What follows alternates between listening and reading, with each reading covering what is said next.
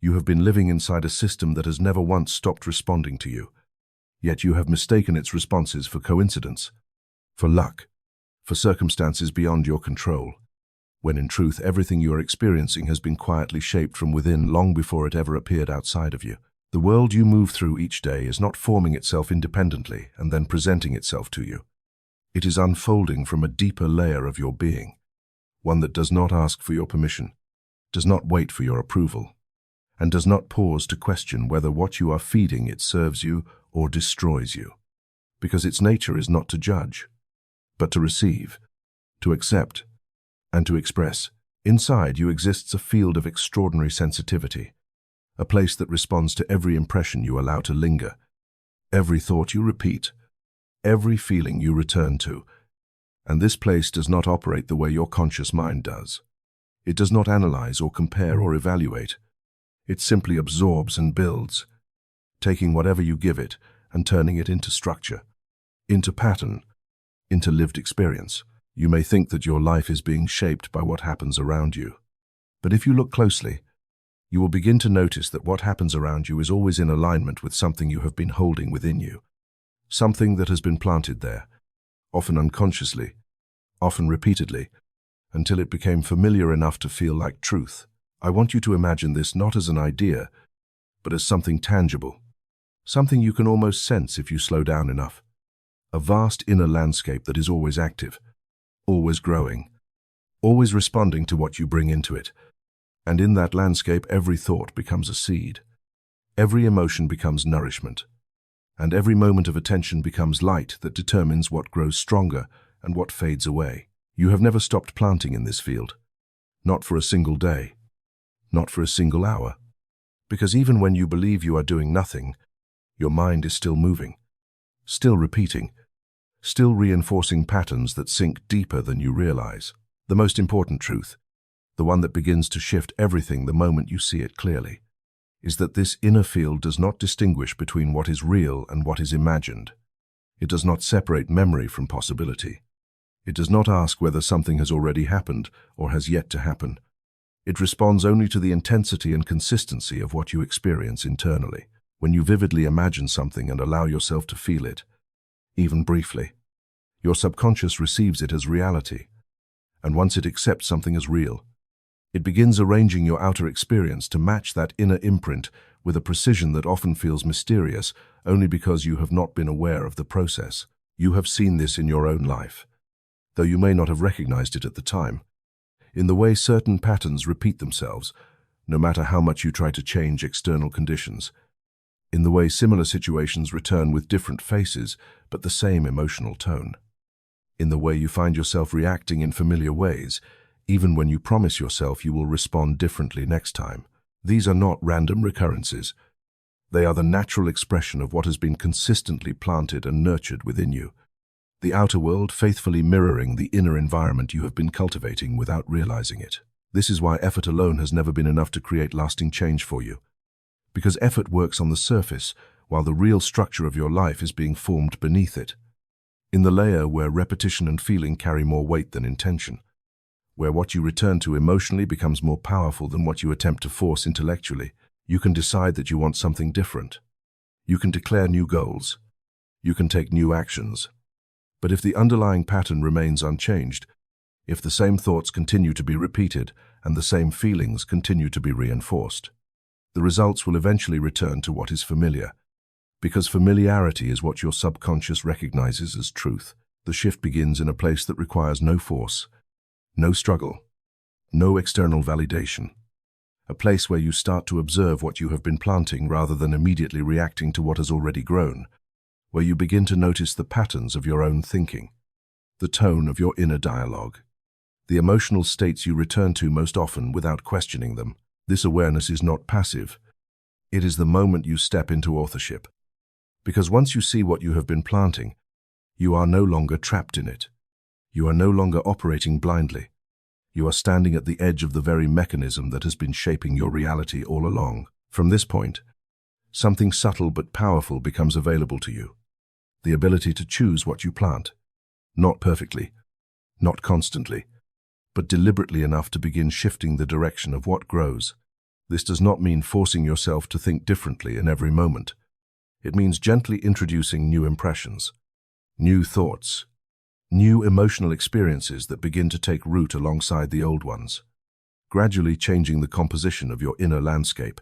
Each time you allow yourself to dwell in a different feeling, even for a short moment, each time you imagine a different outcome and let yourself experience it as if it were already real, you are placing a new seed into that field, one that will begin to grow as surely as anything you have planted before. There is a moment each day when this process becomes especially powerful, a moment that most people pass through without awareness. Yet it holds a depth of influence that cannot be matched by conscious effort during the day. And that moment is when you begin to fall asleep. As your body relaxes and your conscious mind loosens its grip, the barrier between what you think and what your subconscious receives becomes thinner, softer, more permeable, allowing impressions to sink in without resistance. What you feel in those moments, what you imagine, what you allow to occupy your awareness as you drift into sleep, does not remain at the surface. It settles into the deepest layer of your being, where it begins to shape the experiences that will meet you when you wake. If you carry worry into that state, you plant worry at the deepest level. If you replay frustration, you strengthen it. If you dwell on lack, you reinforce it. And because this happens night after night, the same patterns continue to grow, becoming so familiar that they feel inevitable. But the moment you understand what is happening, that moment becomes an opportunity unlike any other, because you can begin to enter that state differently, not by forcing new thoughts, but by allowing yourself to feel, even briefly, what it would be like if what you desire were already present, already real, already part of your experience. That feeling, even if it lasts only a few seconds, carries a depth of influence that extends far beyond its duration, because it bypasses resistance and speaks directly to the part of you that creates, the part that does not question how or when, the part that simply receives and builds. You are not required to control the process. You are not required to understand every step. You are not required to force results into existence. You are only required to become aware of what you are planting and to begin choosing it with a level of intention that was not present before. You have always been planting, always been feeling, always been creating, even when you believed you were simply reacting to life. And the only difference now is that you are beginning to see it, to recognize that the garden has always been yours, that the seeds have always been yours, and that what grows next will not be determined by chance, but by what you choose to cultivate within yourself, moment by moment, feeling by feeling, until what once felt unfamiliar becomes natural, and what once felt distant becomes the reality you move through without questioning how it ever came to be. You don't just see yourself, you reinforce yourself. And most of the time, you do it without awareness, without pause, without ever questioning whether what you are repeating is something you chose or something you inherited. Every quiet sentence that passes through your mind when you think about who you are, every label you attach to yourself, every conclusion you casually accept as just the way things are, is not a reflection of truth. It is a reinforcement of identity, and your subconscious receives it not as opinion, but as instruction. You have spent years speaking about yourself in ways that felt harmless because they were familiar. Phrases that slipped out effortlessly because they had been repeated so many times that they no longer felt like choices. They felt like facts. You told yourself you were not ready, that things were difficult, that certain outcomes were not for you. And over time, those words stopped sounding like thoughts and started becoming definitions. And once something becomes a definition, your subconscious stops questioning it entirely. It accepts it as a fixed identity and begins organizing your life around it with absolute consistency. This is why the mirror is never just a mirror, because it is not about the glass in front of you. It is about the moment of contact with yourself, the moment where your awareness turns inward and something deeper begins to listen. When you look at yourself and silently repeat the same familiar narrative, whether it is spoken out loud or whispered in thought, you are not observing who you are. You are confirming who you will continue to be. The reflection does not create your identity. It echoes it. And what it echoes is whatever you have been consistently declaring within. You might believe that your identity is built from past experiences, from what has happened to you, from what others have said about you. But those are only the raw materials. The real construction happens in the way you continue to speak about those experiences, the meaning you assign to them, the conclusions you repeat long after the moment has passed. Two people can live through the same event and walk away with completely different identities, not because the event defined them differently, but because they defined themselves differently afterward, and then continued to reinforce that definition until it became embedded in their subconscious. Your subconscious does not evaluate whether your words are accurate. It does not compare them to evidence. It does not weigh them against possibility. It simply accepts what is repeated with enough familiarity and emotional weight. When you say, even casually, that you are always struggling or that nothing ever works out, you are not describing your reality. You are stabilizing it. You are taking something that may have been temporary and turning it into something that feels permanent. Because repetition gives it structure and familiarity gives it authority. This is why change feels difficult for so many people. Not because change itself is inherently hard, but because their identity has been reinforced in a direction that contradicts what they say they want. You cannot consistently speak of yourself in one way and expect your life to unfold in another. It is not a matter of effort or willpower. It is a matter of alignment. Your subconscious will always move you toward what feels like you, not toward what you occasionally wish for. And here is where something subtle begins to open for you. Something that most people overlook because they are too focused on changing outcomes instead of changing identity. If identity has been formed through repetition, it can be reformed the same way. Not instantly, not forcefully, but gradually, through consistent exposure to a new version of yourself that begins as unfamiliar and becomes natural over time. At first, when you introduce a new way of speaking about yourself, it will feel artificial. It may even feel uncomfortable, because it does not match the identity your subconscious has been maintaining. When you say something different, something that contradicts what you have been repeating for years, there will be resistance, not because it is wrong, but because it is new, and your subconscious does not reject what is new. It simply does not recognize it yet. Most people misinterpret this moment. They feel the discomfort and assume that the new identity is false, that it does not belong to them, and so they retreat back into what feels familiar. But what they are actually experiencing is the exact point where transformation begins. The space where the old pattern has not fully dissolved and the new one has not yet taken root. If you remain there, if you continue to introduce the new identity without forcing it, without trying to convince yourself aggressively, but simply returning to it again and again with a quiet consistency, something begins to shift. The unfamiliar starts to soften. The resistance starts to weaken. The words that once felt distant begin to feel slightly more possible, then slightly more natural, and eventually they begin to carry weight. You are not trying to lie to yourself.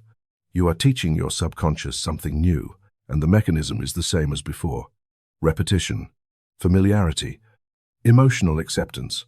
Over time, what you repeat becomes easier to believe. What becomes easier to believe begins to feel real, and what feels real becomes the identity your subconscious starts to express outwardly. You will notice it first in small ways, in how you carry yourself, in how you respond to situations, in how you interpret what happens around you. You begin to react from a different place, and because your reactions change, your experiences begin to shift as well. This is not because the world suddenly decided to treat you differently. It is because you are no longer reinforcing the same identity that was producing the same outcomes. You have interrupted the pattern at its source, not by fighting it, but by replacing it. And this is why the moments where you face yourself matter more than you think, because those are the moments where your words land deeper, where your attention is focused inward, where your subconscious is more receptive. Whether you are standing in front of a mirror or simply sitting in silence with your own thoughts, you are in a position to either reinforce the old identity or begin stabilizing a new one. Every word you choose in those moments is not just expression. It is direction. It is not just description. It is construction. You are shaping the internal structure that your life will continue to follow. You have never been separate from this process. You have always been defining yourself, always been reinforcing patterns, always been guiding your subconscious through what you repeatedly say and feel about who you are. The difference now is that you are beginning to see it.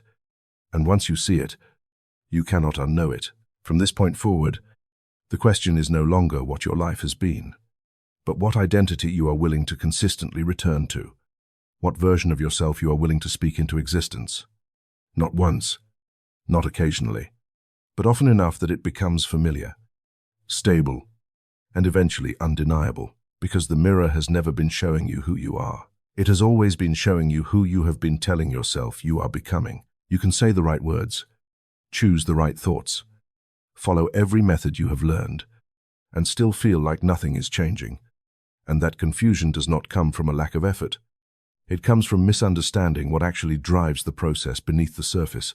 What shapes your reality is not what you say once, or even what you think occasionally, but what you feel consistently enough that your subconscious begins to accept it as truth without question, without resistance, without delay. Your subconscious does not respond to language the way your conscious mind does. It does not analyze the structure of your sentences or measure whether your statements are logical.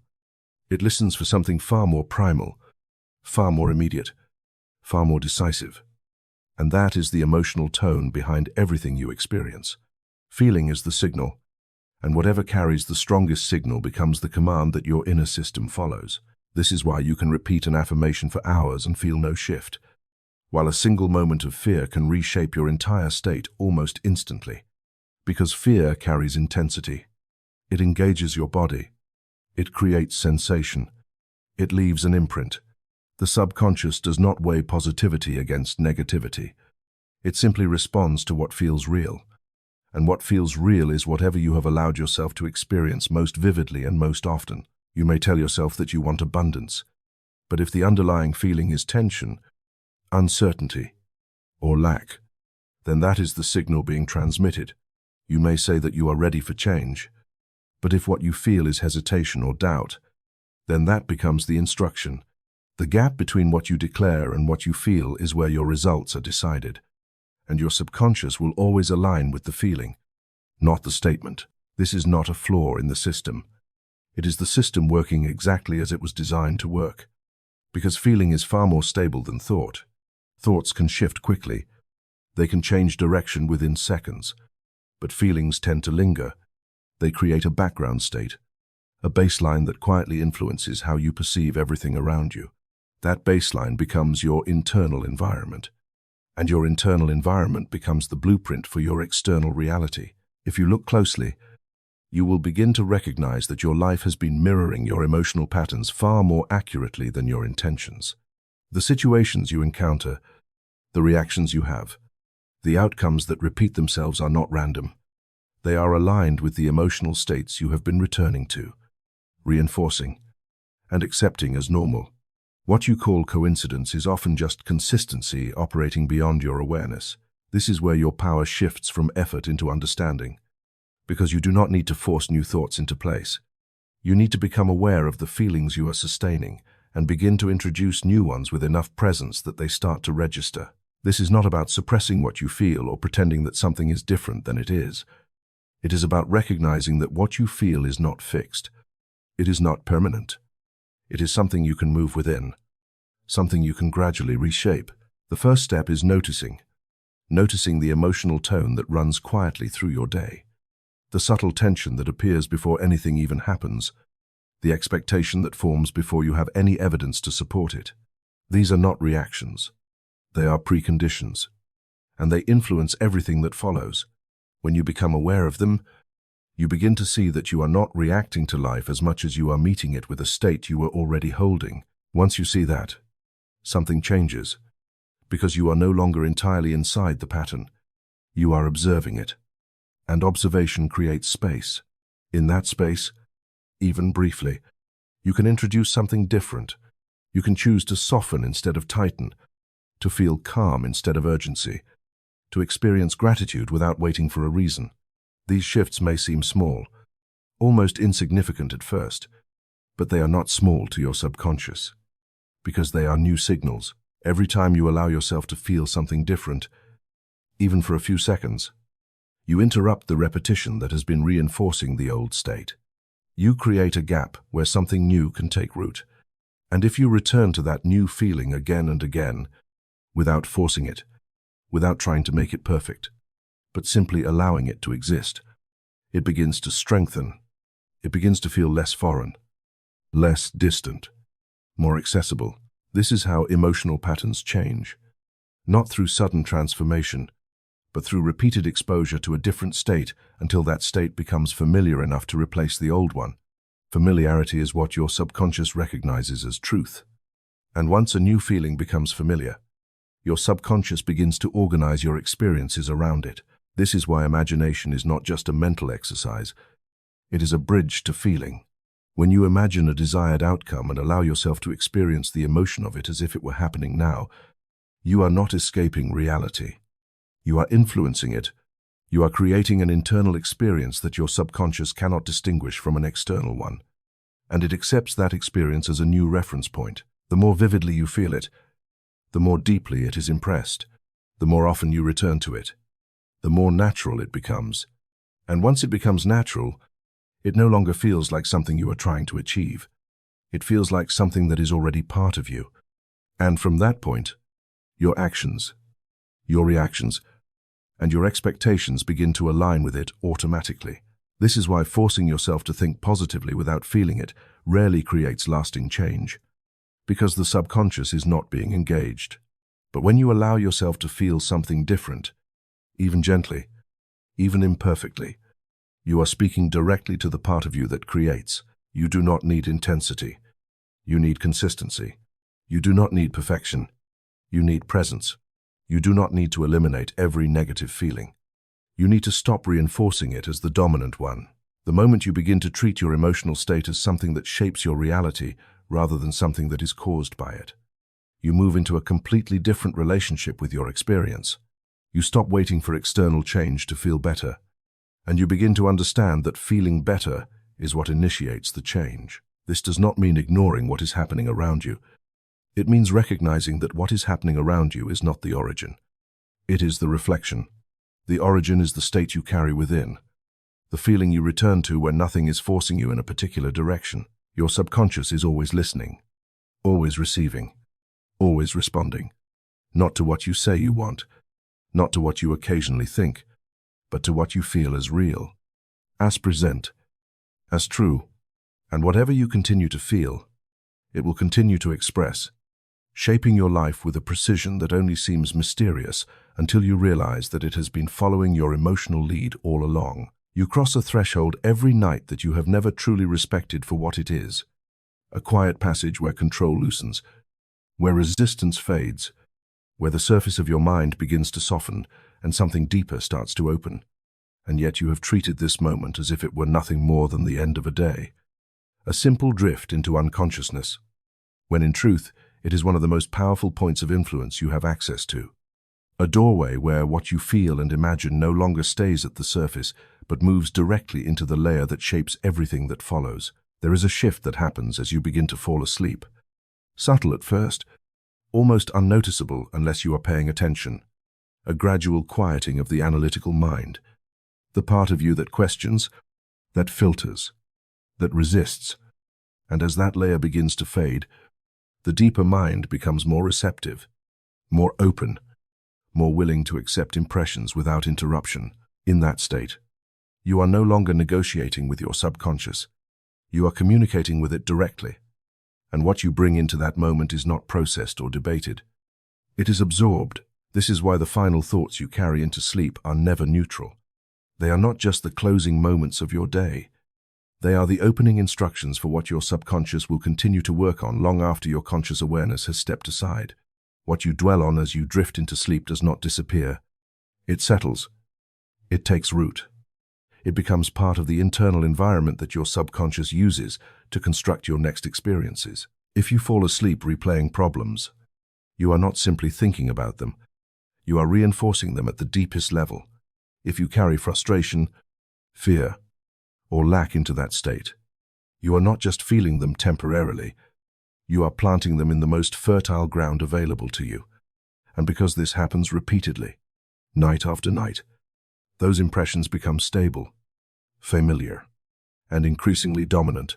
Most people never realize that they are programming themselves in this way, not because they lack intelligence, but because the process is quiet, invisible. and continuous.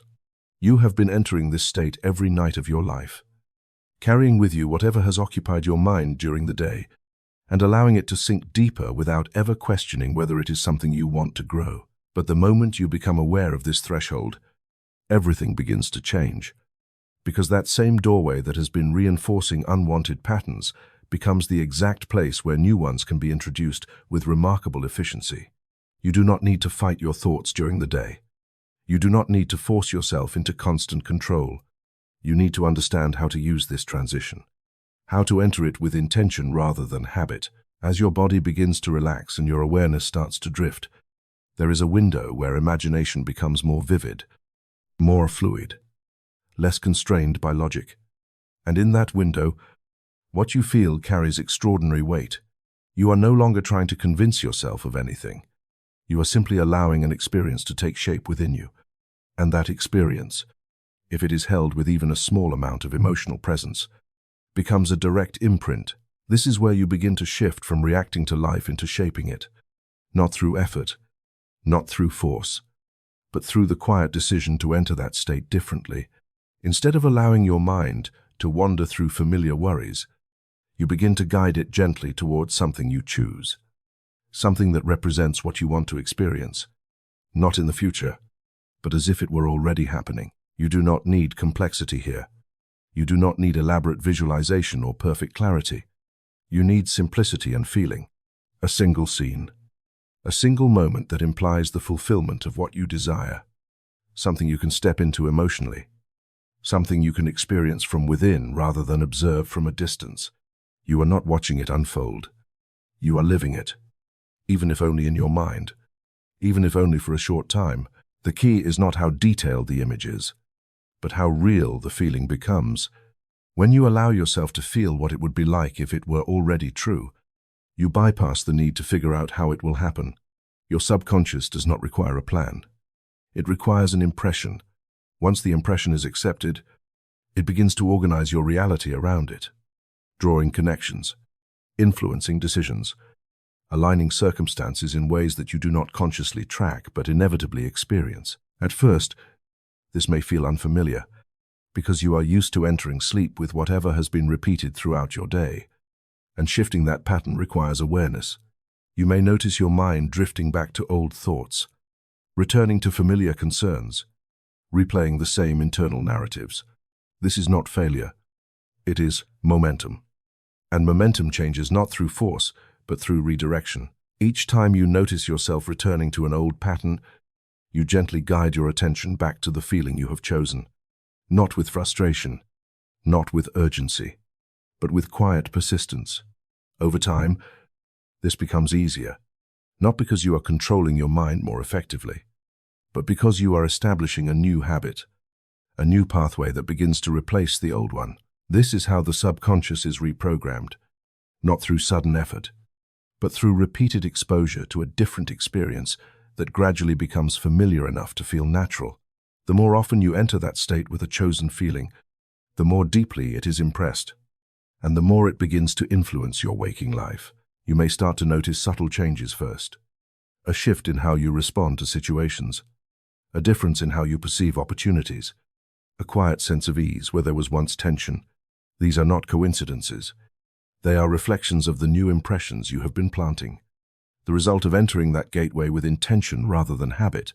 And as this practice continues, something even more significant begins to unfold.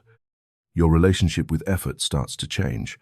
You no longer feel the need to force outcomes in the same way, because you begin to trust the process that is happening beneath the surface. You understand that while you sleep, your subconscious is not inactive. It is organizing, aligning, building, working with the impressions you have given it. This is why rest is not the absence of creation. It is part of it. The moments when you release control are not moments where nothing happens. They are moments where the deeper process takes over, where what you have impressed begins to unfold without interference. You have been using this gateway every night without realizing it, allowing whatever is most familiar to be reinforced, allowing the same patterns to deepen simply because they are repeated. But now you are beginning to see that this moment is not passive. It is active, not random, but precise.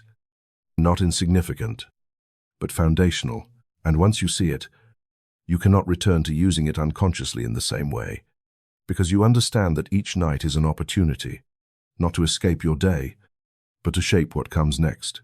You are no longer drifting into sleep. You are entering a space where what you feel becomes instruction, where what you imagine becomes blueprint, where what you allow becomes reality in formation. You do not need to master it perfectly. You do not need to control every thought.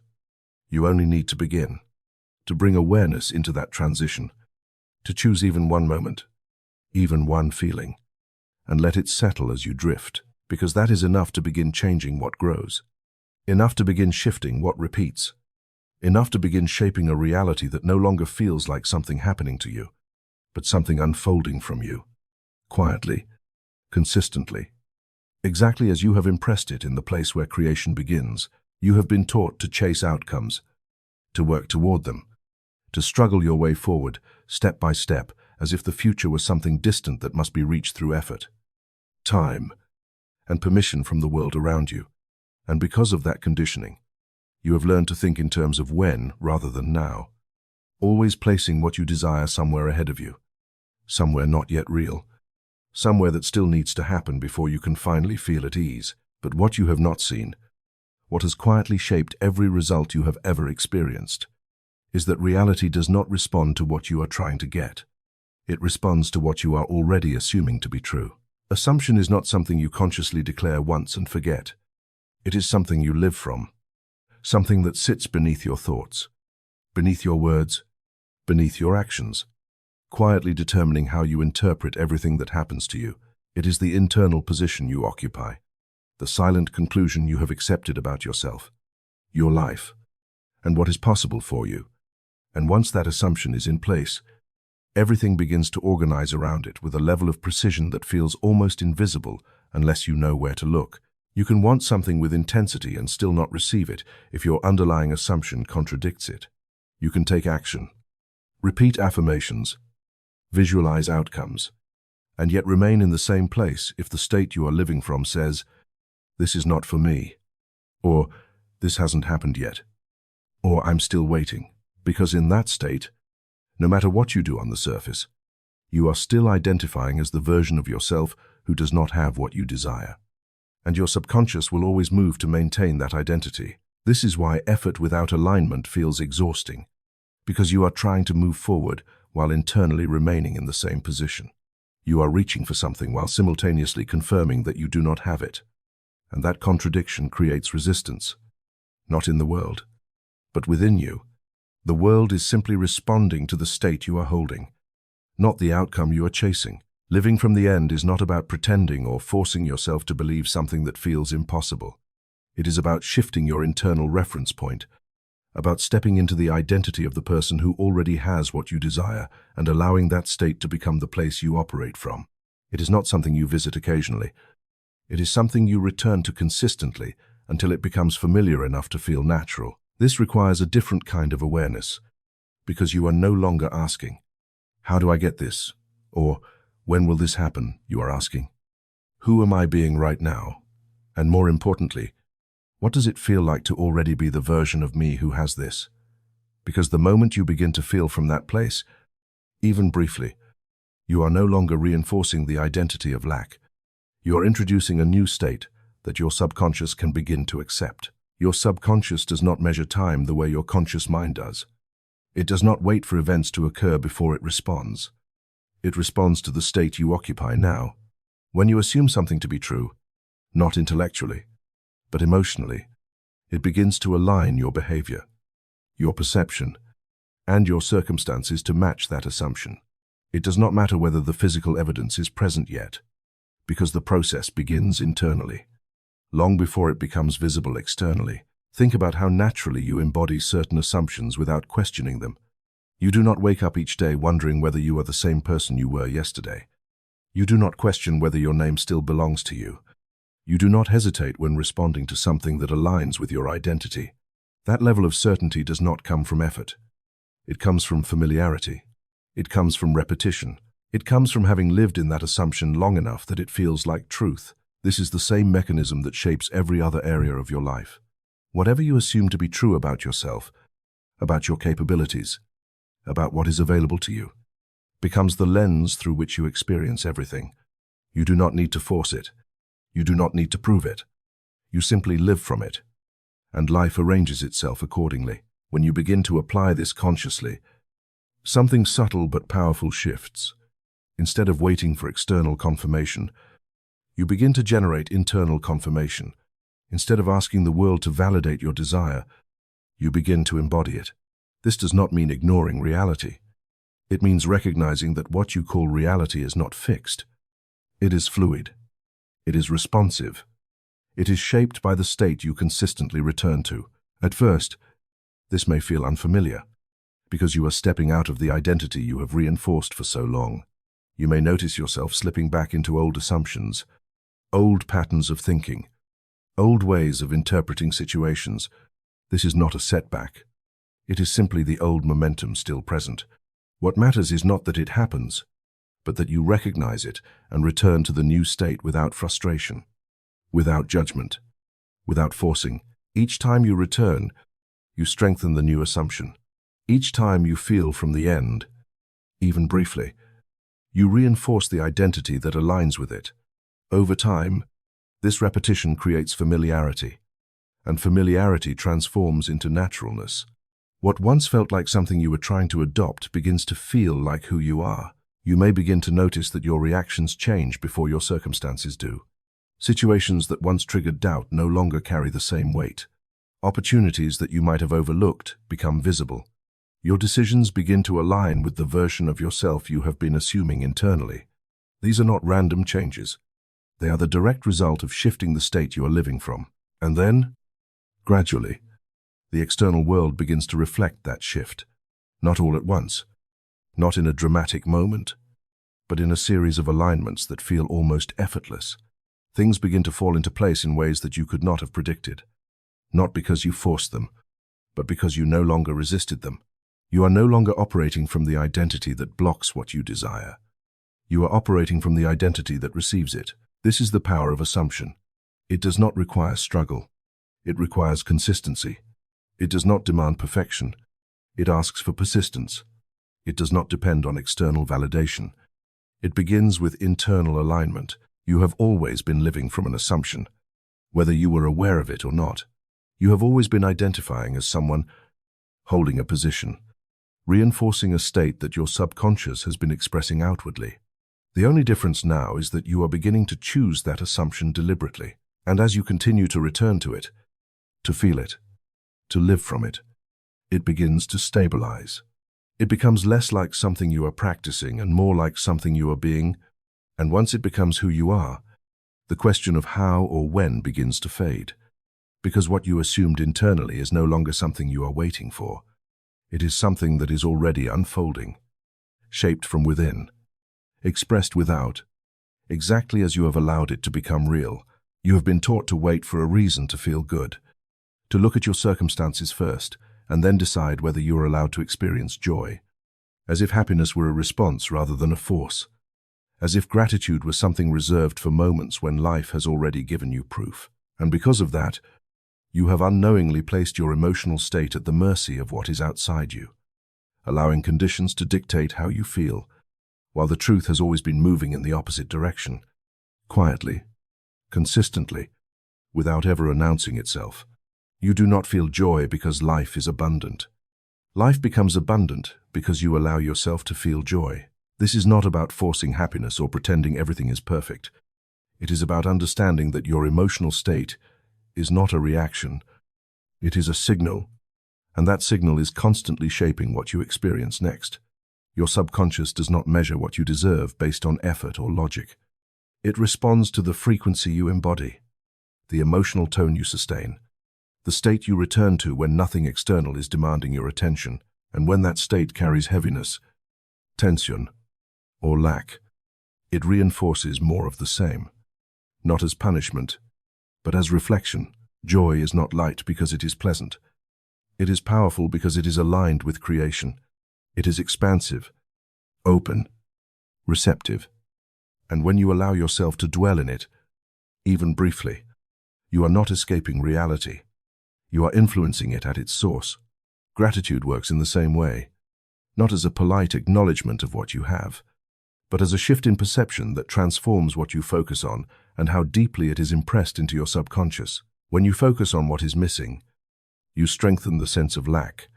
When you focus on what is present, you expand it, not because the world suddenly changes, but because your internal environment begins to support a different pattern. You have already experienced this, though you may not have recognized it. Moments when you felt unexpectedly light, when something small brought you genuine appreciation, when you allowed yourself to relax without needing everything to be resolved. And in those moments, something shifted, the tension eased, your perception softened, and life seemed to move with less resistance. These were not coincidences.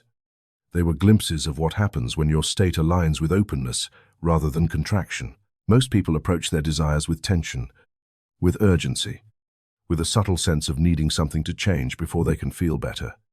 And that very state keeps reinforcing the idea that something is missing. You may say you want abundance, but if you approach it with the feeling that it is not here yet, that it is still out of reach, that it requires effort to obtain, then that feeling becomes the dominant signal, and your subconscious, always faithful to what you feel, continues to create experiences that match it. Gratitude interrupts that pattern in a way that is both simple and profound.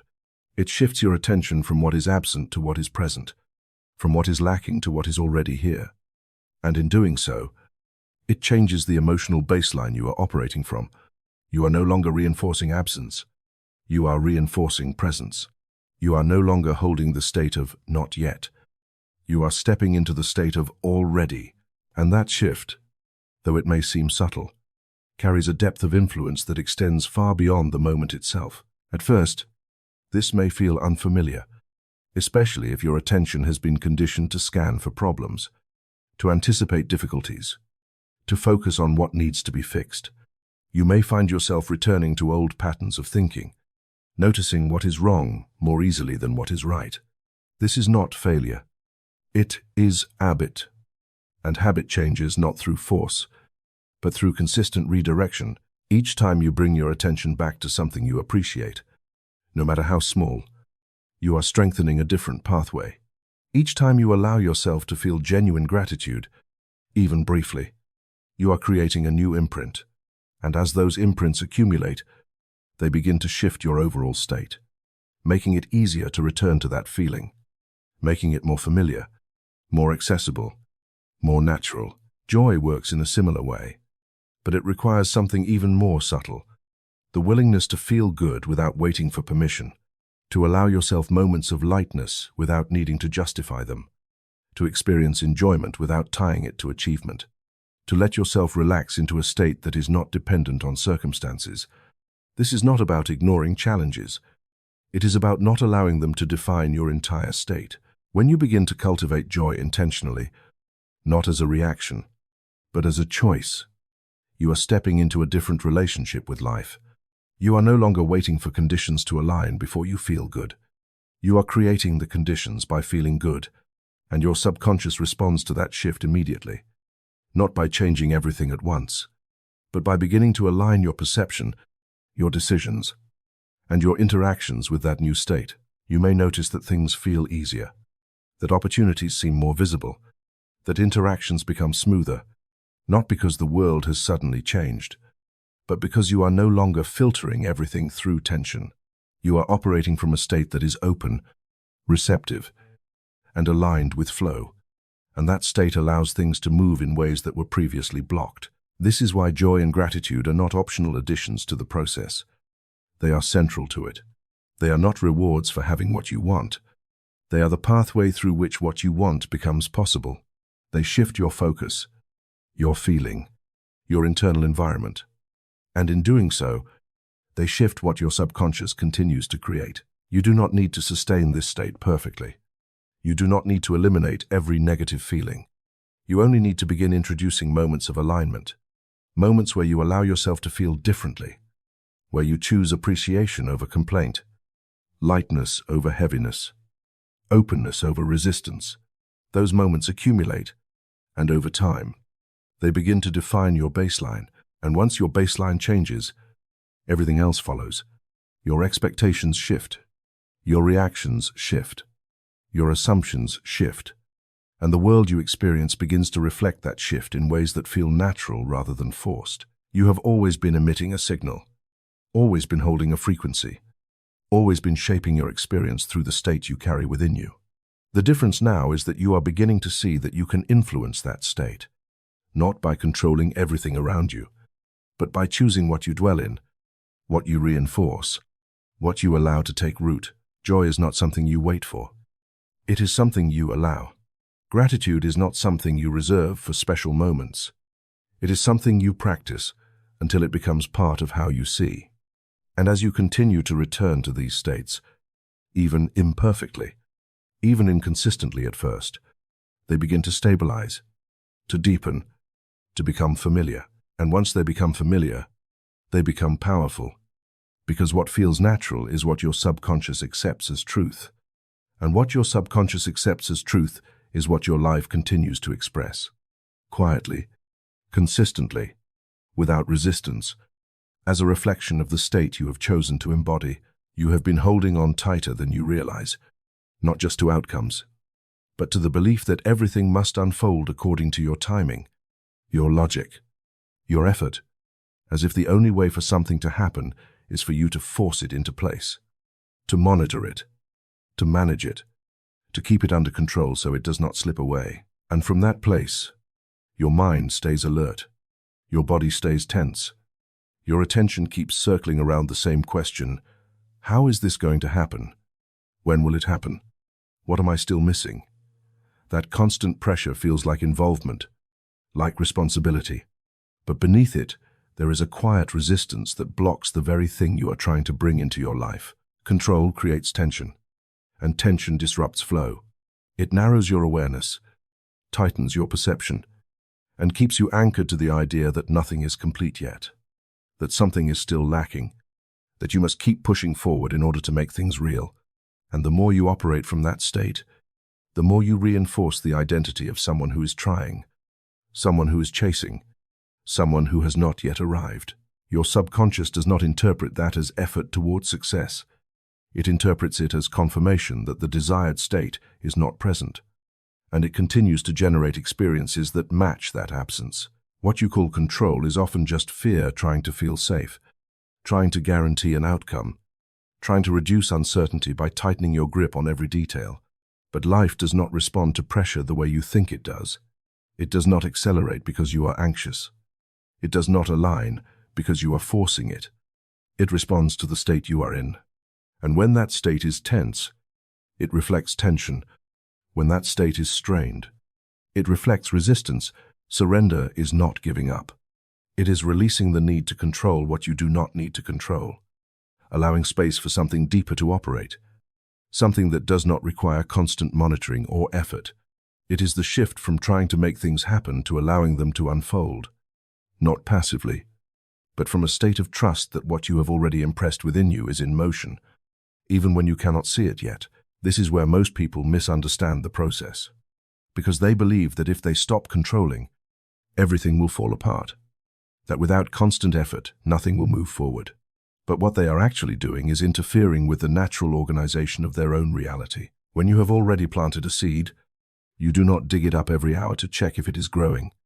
You do not force it to sprout faster by pulling on it. You allow it to develop in its own time, because the process is happening beneath the surface. Your subconscious works in the same way. Once an impression has been accepted, once a state has been stabilized, it begins to organize circumstances, connections, and opportunities that align with that state. This does not happen through conscious effort. It happens through alignment, through the subtle ways your perception shifts, your behavior adjusts, your attention is drawn to certain things rather than others. When you try to control every step, you interrupt that process. You bring yourself back into a state of tension, and you reinforce the idea that something is still missing. Surrender removes that interference.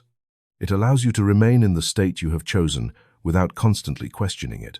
It creates space for movement that you do not have to force, for solutions that do not come from strain, for outcomes that emerge naturally because you are no longer blocking them with doubt disguised as effort. This does not mean you stop taking action. It means your action is no longer driven by urgency or fear. It becomes an extension of your state rather than a reaction to your lack. You move because it feels aligned, not because you are trying to compensate for something missing. You respond rather than chase. You engage without gripping. And in that shift, everything begins to feel different, not because life suddenly changes, but because you are no longer fighting against its natural flow. There is a quiet strength in letting go that is often overlooked, because it does not look dramatic. It does not feel like effort. It does not give you the illusion of control, but it creates something far more powerful. It allows you to remain steady in your state without being pulled back into old patterns of doubt and tension. It stabilizes the internal environment that your subconscious uses as its blueprint. And once that environment remains consistent, the outer world begins to reflect it more clearly. You may notice resistance at first, the urge to check, to analyze, to figure things out, to return to the familiar pattern of trying to control every detail. That urge is simply the old habit of tension, the belief that effort must be constant in order for progress to happen. But each time you recognize it and choose to release it, you weaken that pattern and strengthen a new one. Surrender is not a single moment. It is a repeated decision, a return to trust whenever the mind tries to regain control, a willingness to stay in the state you have chosen without needing immediate proof. It is the understanding that what you have impressed within you is already in motion, even if you cannot see it yet, even if it has not taken visible form. When you begin to live from this place, something shifts in your experience. You feel less urgency, less pressure, less need to force outcomes. You become more present, more aware, more responsive to what is in front of you, rather than constantly projecting yourself into the future. And from that presence, you begin to notice things you would have missed before. Opportunities that were always there but hidden behind your tension. Connections that emerge naturally because you are no longer closed off by your own effort. This is how flow begins, not as something you chase, but as something you allow. It is the result of alignment rather than control, of trust rather than force, of presence rather than projection. And once you experience it, even briefly, you begin to understand that what you have been trying to achieve through effort has always been available through release. You have never needed to control everything for life to move forward. You have only needed to stop interfering with what is already unfolding. The moment you release the grip of constant effort, the moment you allow yourself to rest in the state you have chosen, the process begins to work with you instead of against you. And from that point, everything changes. Not because you are doing more, but because you are no longer doing what was holding it back. You have been listening to echoes and calling them reality, reacting to what returns to you as if it were the origin, as if the world outside you were the cause rather than the response. And because of that, you have spent so much energy trying to change reflections without ever touching the source that produces them. What you see, what you experience, what repeats itself in your life is not initiating itself independently. It is answering something. It is responding to a signal that has already been established within you long before it becomes visible around you. An echo never begins on its own. It always follows a sound. It always reflects something that has already been sent out. And your life operates in exactly the same way. Every situation you encounter, every pattern that returns, every reaction you receive from others carries the imprint of something that has been held internally, something that has been believed, assumed, or felt with enough consistency that it becomes a command. You are not dealing with isolated events. You are experiencing responses, reflections that mirror the state you have been sustaining, often without noticing it.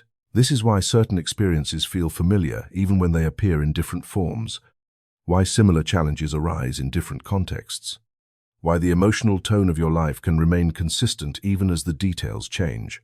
It is not because life is repeating itself randomly. It is because the signal has not changed. The echo continues as long as the original sound remains the same.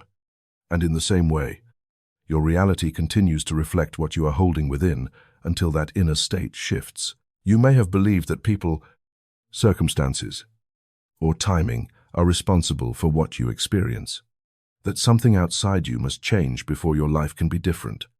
But this belief keeps you focused on the reflection rather than the source. When you try to change the reflection directly, you are always one step behind, because the reflection is only showing you what has already been established. It cannot lead.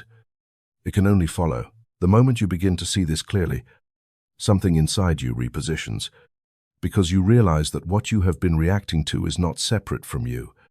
It is connected to you in a way that is far more intimate than you once thought. Your reactions, your expectations, your assumptions have been sending out signals continuously, and those signals have been returning to you in the form of experiences that feel external but are rooted internally. This is not about blame. It is about awareness. It is not about judging yourself for what has happened. It is about recognizing the mechanism that allows you to change what happens next. Because if your reality is an echo, then changing the echo does not require force. It requires a shift in the original signal. It requires you to look inward, not as an escape, but as the point of influence. When you change what you believe about yourself, about what is possible, about what you expect to experience, you are not simply adjusting your thoughts. You are altering the source from which your reality is reflected. And that change does not need to be dramatic to be effective. It needs to be consistent enough that it begins to replace the old signal. You will not always see the result immediately, because the echo takes time to return, and during that time, you may still encounter reflections of the previous state. This is where most people lose clarity. They interpret the delay as proof that nothing has changed, and they return to the old belief, reinforcing the very pattern they are trying to leave behind. But what you are seeing in those moments is not the present signal. It is the residue of what was previously sent. Understanding this allows you to remain steady, to continue holding a new belief without being pulled back by old reflections. You begin to recognize that what you are experiencing now is not a fixed reality, but a delayed response, and that what you are choosing internally in this moment is already shaping what will return to you next. This is why persistence matters, not as effort, but as consistency in the signal you are holding. Each time you return to a new belief, each time you reinforce a different expectation, you are strengthening a new source. And over time, that source begins to produce a different echo. The world does not need to be forced to change. It needs to be given a different signal to reflect. You may notice that as your internal state shifts, your perception begins to change first. Situations that once felt threatening may begin to feel neutral. Interactions that once triggered certain reactions may lose their intensity. You start to see possibilities where you previously saw limitations, and that shift in perception is not separate from reality. It is the beginning of reality changing, because the echo is already adjusting, even if it has not fully returned. Your relationships, your opportunities, your environment all begin to align with the new belief you are holding. Not because they have changed independently, but because you are interacting with them from a different state. You respond differently. You choose differently.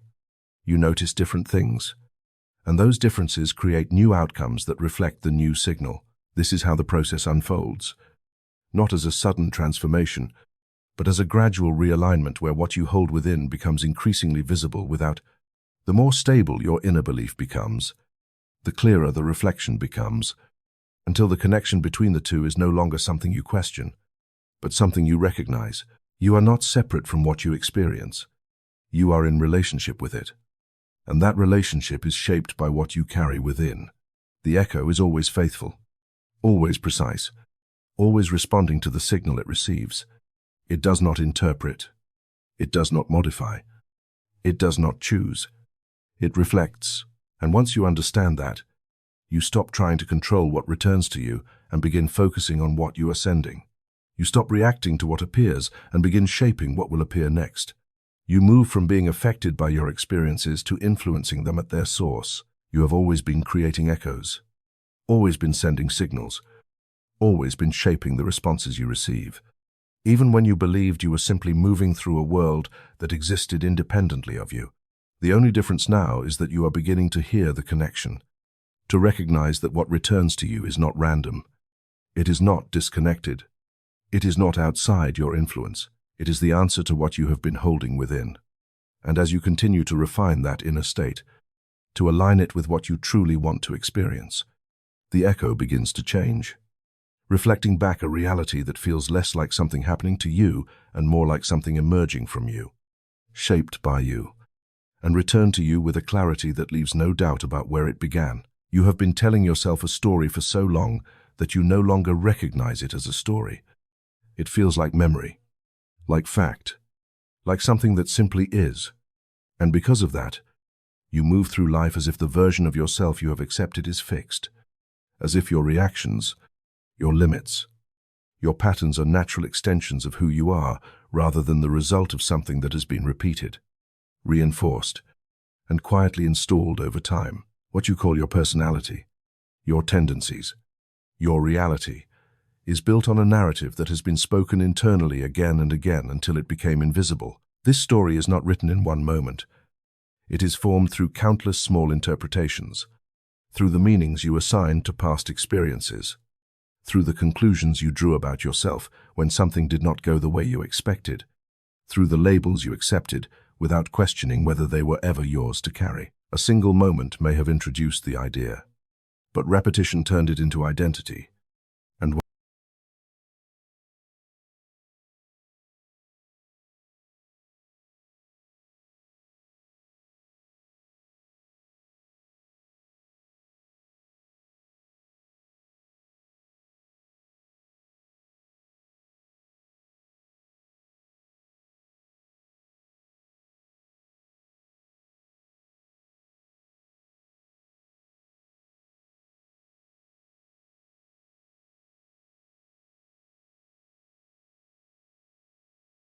this is how a story becomes a self-concept. And once it reaches that level, it shapes everything.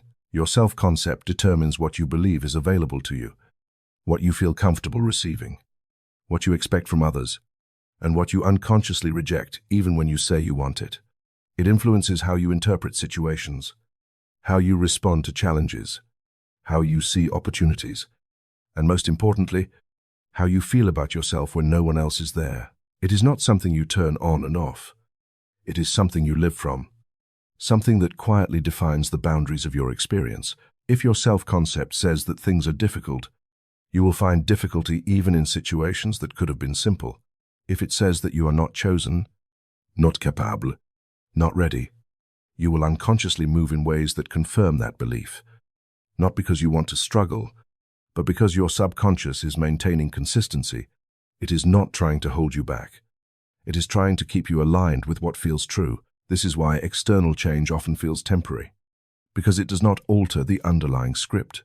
You can change your environment, your habits, your actions, but if the identity beneath those changes remains the same, the old patterns will eventually return, not as failure, but as familiarity. Your subconscious will always guide you back to what it recognizes, to what matches the story you have been telling about yourself. Rewriting that story is not about denying your past or pretending it never happened. It is about changing the meaning you have attached to it, about deciding that what you once interpreted as limitation no longer defines who you are now. You are not removing events from your life. You are removing their authority over your identity. You are taking back the role of author instead of remaining the character who simply reacts to what has already been written. This requires a shift in awareness, because you must begin to see your thoughts not as truth, but as narration, not as facts, but as interpretations that can be changed. The moment you recognize that you are telling a story, you create distance from it, and in that distance, you gain the ability to rewrite it. You begin to question what you have been repeating, to notice the patterns in your thinking, to see how certain phrases, certain assumptions, certain expectations have been shaping your experience. Once you see the pattern, you are no longer inside it completely, and that is where change begins. You can start introducing a new narrative, not forcefully, not by rejecting the old one aggressively, but by gradually replacing it with something different, something that aligns with who you choose to become rather than who you have been conditioned to be. At first, this new narrative will feel unfamiliar, because it does not match the emotional imprint of your past. When you begin to say, internally or externally, that you are capable, that you are aligned, that you are moving forward, there may be a part of you that resists, that brings up old evidence, old memories, old feelings that contradict what you are now choosing to believe. This is not a sign that the new story is false. It is a sign that the old one has been deeply reinforced. You are not trying to erase the old story instantly. You are building a new one that becomes stronger through repetition. Each time you return to it, each time you feel it even slightly, each time you allow it to exist without immediately rejecting it, you are weakening the dominance of the old narrative and strengthening the presence of the new one. Over time, the new story begins to feel more natural, not because it has been proven externally, but because it has been accepted internally. And once it is accepted, your subconscious begins to express it, shaping your behavior, your reactions, your expectations in ways that align with that new identity. You may begin to notice that you respond differently to situations that once triggered you, that you interpret events in a way that supports your new narrative rather than reinforcing the old one. Opportunities that you might have overlooked before become visible, not because they were not there, but because your self-concept did not allow you to see them. As your self-concept shifts, your perception expands, and with that expansion comes new possibilities. This is not about becoming someone else. It is about releasing the version of yourself that was built on unconscious repetition and stepping into a version that is chosen, deliberate, and aligned with what you truly want to experience. You are not creating something artificial. You are uncovering the ability to define yourself in a way that supports your growth rather than limits it. The story you tell about yourself is not just something you think about. It is something you live inside. It shapes your reality from the inside out, guiding what you notice, how you feel, what you expect, and what you allow. And because it has been repeated so consistently, it feels real. It feels fixed. It feels like something that cannot be changed, but it can be changed, not through force, not through denial, but through awareness and repetition, through the quiet decision to stop reinforcing the old narrative and begin stabilizing a new one. You are not rewriting everything at once.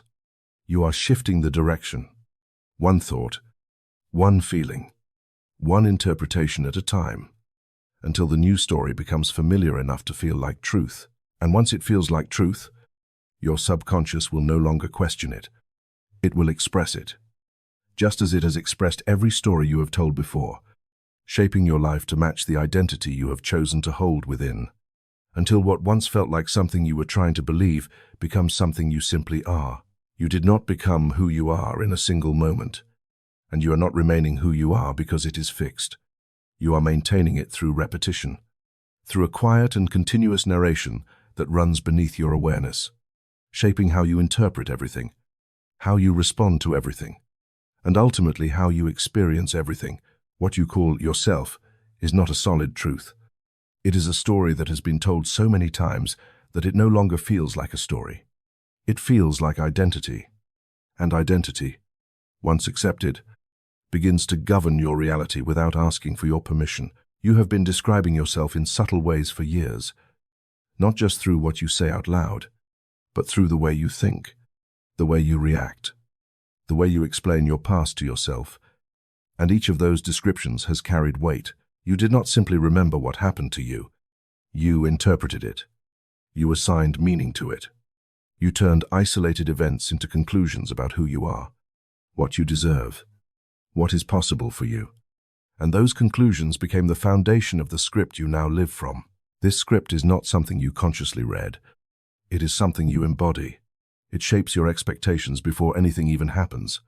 It influences how you walk into a situation, how you read other people, how you anticipate outcomes. And because it operates quietly, you rarely question it. You assume that your reactions are natural, that your limitations are real, that your patterns are just the way things are, when in truth, they are the result of a narrative that has been reinforced over time. You are not reacting to life as it is. You are reacting to life as it fits your story, and that is why the same patterns continue to appear, even when you try to change your behavior, even when you adjust your environment, even when you promise yourself that things will be different this time. Because the script has not changed, the underlying identity you are operating from remains the same, and your subconscious, always seeking consistency, continues to guide you back to what matches that identity. You may say that you want something new, something different, something better. But if your self-concept still carries the imprint of the old story, your actions will eventually align with that old version of yourself. Not because you lack discipline, not because you are not trying hard enough, but because your subconscious is preserving coherence. It is aligning your outer experience with your inner definition. This is why rewriting the script is not optional if you want your life to change. Because the script is the source. It is the blueprint. It is the lens through which everything is filtered. And as long as that lens remains unchanged, your experience will continue to follow the same structure, even if the details shift. Rewriting the script does not mean denying your past. It means removing its authority. It means recognizing that what happened is not what defines you, but what you decided it meant about you.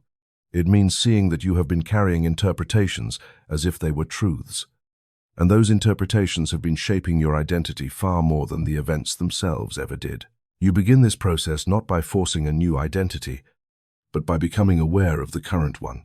You start noticing the phrases that repeat in your mind, the assumptions that feel automatic, the expectations that arise without effort. You observe how quickly you define yourself in certain situations, how easily you fall into familiar patterns of thought, how naturally you reinforce the same narrative without questioning it. That awareness is the first break in the script, because the moment you see it, you are no longer completely inside it. You create distance, and in that distance, you gain choice. You can begin to introduce something different, something that does not match the old pattern, something that reflects the version of yourself you are choosing to become rather than the one you have been repeating. At first, this new script will not feel real, because it does not have the weight of repetition behind it. It will feel unfamiliar, even uncomfortable, because it contradicts what your subconscious has been maintaining. When you begin to say, "I am capable," or "I am aligned," or "I am moving into something greater," there will be a part of you that resists, that brings up evidence from the past, that tries to pull you back into the old narrative. That resistance is not proof that the new script is false. It is proof that the old one has been deeply reinforced, and this is where persistence becomes essential. Not as force, but as consistency. You return to the new script, not aggressively, not desperately, but steadily. You allow it to exist, even if it feels incomplete at first. You repeat it, not just in words, but in feeling, in how you carry yourself, in how you respond to situations. You begin to live from it in small ways, even before it feels fully natural. Each time you do this, you are layering a new pattern over the old one. Each time you return to the new identity, you are weakening the dominance of the previous script. Over time, what once felt unfamiliar begins to soften, begins to feel possible, begins to feel accessible, and eventually begins to feel like you. This is how identity shifts. Not in a single moment, but through repeated exposure to a new version of yourself until it becomes familiar enough to be accepted. And once it is accepted, your subconscious begins to express it, shaping your reactions, your perceptions, your choices in ways that align with that new self-concept. You may notice that you start responding differently to situations that once defined you. You may find that what used to trigger doubt no longer carries the same weight, that what once felt impossible now feels within reach, not because the world has changed, but because you are no longer interpreting it through the same script.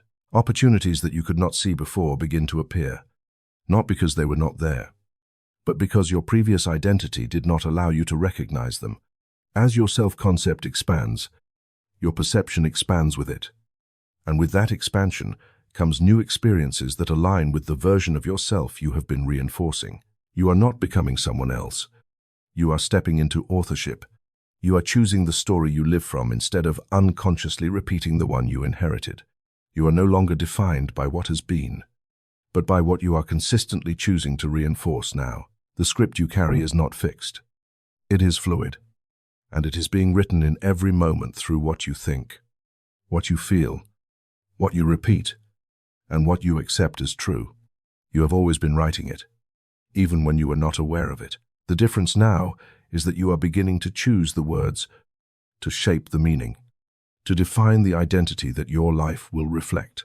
And as that script stabilizes, as it becomes familiar, as it begins to feel natural, your reality will follow, not as something separate, but as the direct expression of the story you have decided to live from, one that no longer confines you to the past, but expands you into something that feels aligned, intentional, and unmistakably yours. Long before you learned how to control your words, before you built the identity you now call yourself, before you understood how to present yourself to the world, something inside you was already absorbing, already feeling, already forming conclusions that would stay with you far longer than you realized. You did not begin as a strategist. You began as a receiver, open, unfiltered, deeply sensitive to everything you experienced. And in that openness, impressions sank in without resistance, shaping the earliest layers of your subconscious in ways that still echo through your life now. You did not question what you felt back then.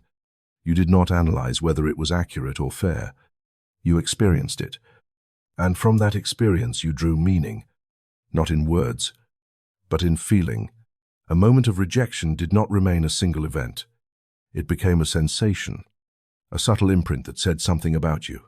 A moment of being overlooked did not stay isolated. It carried a quiet conclusion that began to shape how you saw yourself. And because those moments were felt deeply, they settled into your subconscious as truths, not because they were objectively true, but because they were experienced without defense. That part of you did not disappear as you grew older. It adapted.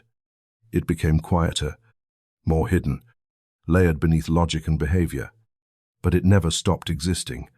It is still there, influencing how you react, how you protect yourself, how you interpret situations before you even realize it. When you feel a sudden contraction, a hesitation, a fear that seems disproportionate to what is happening, you are not just responding to the present moment. You are touching something older, something that has been waiting beneath the surface. You have tried to move forward by focusing on the surface, by changing your thoughts, your actions, your habits. And while those shifts matter, they do not always reach the root, because the root is not in your current behavior. It is in the emotional imprints that were formed before you had the ability to question them. And until those imprints are acknowledged, they continue to influence you quietly, shaping your responses in ways that feel automatic. Healing the inner child is not about revisiting the past to relive it. It is about recognizing that the meanings you formed back then are still active, still present, still shaping how you experience yourself and the world. It is about seeing that the limitations you feel now did not begin as limitations. They began as interpretations, as conclusions drawn in moments when you did not have the awareness to see them differently. You may have learned to see yourself as not enough, not because it was ever true, but because it felt true in a moment that left an imprint. You may have learned to expect disappointment, not because it is inevitable, but because it was experienced repeatedly in a way that created familiarity. You may have learned to protect yourself by holding back, by avoiding, by controlling, because at some point that felt safer than being open. Those patterns are not flaws. They are adaptations. They were responses to what you experienced, ways of navigating moments that felt overwhelming at the time. But what protected you then may now be limiting you, not because it is wrong, but because it no longer aligns with who you are becoming. The process of healing begins with awareness, not analysis, not judgment, but a willingness to notice when those older patterns arise, to recognize the feeling without immediately reacting to it, to see it as something that is surfacing rather than something that defines you. In that moment, you create space, and in that space, you gain the ability to respond differently. Instead of pushing the feeling away or trying to override it, you allow it to be present without letting it control you. You acknowledge it, not as a weakness, but as something that once needed to be felt, something that is now being seen. And in that recognition, something softens, because the part of you that has been holding that imprint no longer needs to remain hidden. You are not trying to erase what happened. You are changing your relationship to it. You are no longer allowing those past interpretations to define your current identity. You are meeting them with awareness, with presence, with a level of understanding that was not available when they were first formed.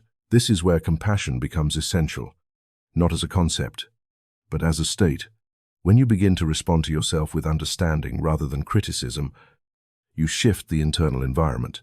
You create a space where those old imprints can surface without being reinforced, where they can be felt without being turned into identity again. You may notice that certain reactions begin to lose their intensity, that triggers that once felt overwhelming become more manageable. Not because the external situation has changed, but because you are no longer responding from the same place internally. You are no longer reacting from the unexamined imprint. You are responding from awareness. This is not an instant process, because those patterns have been reinforced over time. But each moment of awareness weakens their hold. Each moment of conscious response introduces something new. You are not fighting the past. You are outgrowing it. As this process continues, something deeper begins to shift. Your sense of self starts to expand beyond the limitations that were formed early on. You begin to see that who you are is not defined by what you experienced, but by how you choose to relate to it now. You begin to feel less constrained by old patterns, less reactive to familiar triggers, more open to experiences that once felt out of reach. This is not because the past has been erased, but because it no longer holds the same authority. The meanings you once carried have been seen, felt, and released from their position as defining truths. They become part of your story, but not the script you live from. The inner child does not need to be fixed. It needs to be seen, understood, and integrated. It needs to be met with the awareness that you have now, the awareness that was not available then. And in that meeting, something resolves. Not through force, but through recognition. You are not separate from that part of yourself. You are the one who can now choose how it is held, how it is understood, how it is allowed to exist without shaping your identity in the same way. You are no longer the one who experienced those moments without choice. You are the one who can now decide what they mean moving forward. And as you continue to bring awareness to those deeper layers, to meet them without resistance, to allow them to be felt without being reinforced, the roots of limitation begin to dissolve, not because you removed them forcefully, but because you stopped feeding them with unconscious repetition. What remains is not emptiness, but space. Space for a new sense of self to emerge, one that is not defined by past interpretations, but by present awareness. And from that space, you begin to move differently, to feel differently, to experience life without the same constraints. Not because you have become someone else, but because you are no longer carrying the same weight in the same way. You have been trying to push away what you do not want, trying to resist certain feelings, certain thoughts, certain situations, as if rejecting them would remove them, as if turning away from discomfort would dissolve it. But what you have not seen is that resistance does not eliminate anything. It strengthens it. The more you fight a feeling, the more attention you give it, the more energy you feed into it. And that energy is not neutral. It reinforces the very thing you are trying to escape, keeping it active within your internal environment. Resistance is not always loud. It is not always obvious. Sometimes it appears as subtle tension, as a quiet rejection, as a refusal to allow something to exist as it is. You may not even recognize it as resistance, because it feels like effort, like control, like responsibility. But beneath it there is a contraction, a tightening that signals to your subconscious that something is wrong. Something needs to be fixed. Something should not be this way. And that signal becomes the dominant state. Not the situation itself, but your relationship to it. When you resist, you are not just reacting to what is present. You are reinforcing it as significant, as something that holds weight, as something that deserves your continued focus. Your subconscious does not interpret resistance as rejection. It interprets it as emphasis, as importance, as something that should be maintained within your experience. This is why what you try to avoid often persists, not because you are failing to remove it, but because you are sustaining it through your attention. Acceptance shifts this dynamic in a way that feels counterintuitive at first, because it asks you to stop fighting what is present without immediately trying to change it. It is not agreement. It is not approval. It is not giving up. It is allowing something to exist without adding resistance to it, without reinforcing it through tension. It is the recognition that what you feel, what you experience in the moment, does not need to be pushed away in order for it to change. When you allow a feeling to be present without reacting to it, without trying to suppress it or replace it instantly, something begins to soften. The energy that was being used to resist it is no longer feeding it. And without that reinforcement, it begins to lose intensity. It may still be there, but it is no longer growing, no longer expanding, no longer dominating your state. This is the difference between being inside a feeling and observing it. When you are inside it, you are identified with it.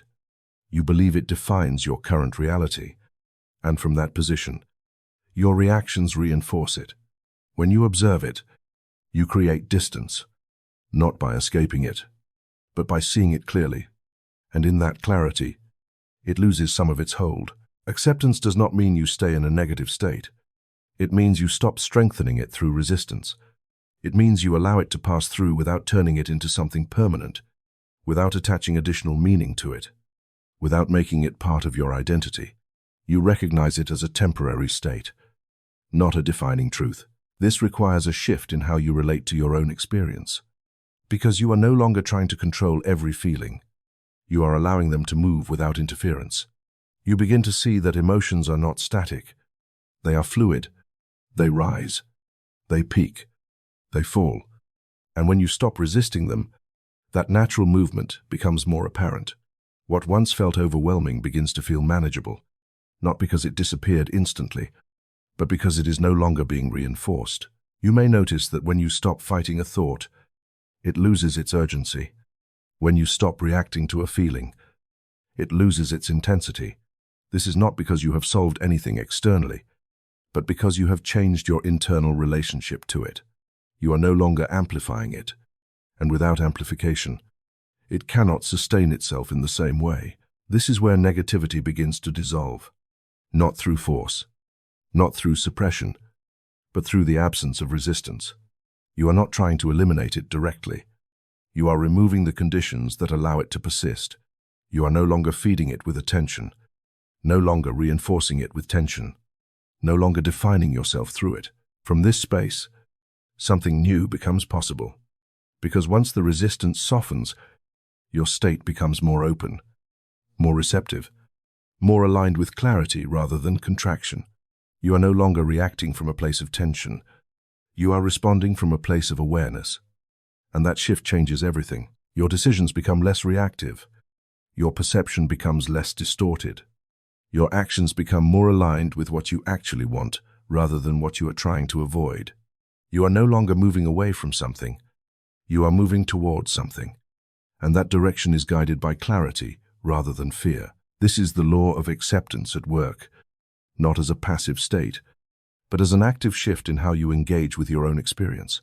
It allows you to release the need to control every internal movement, to stop turning temporary states into permanent identities, to recognize that what you feel does not define who you are unless you continue to reinforce it. You do not need to eliminate negativity to move forward. You need to stop holding on to it.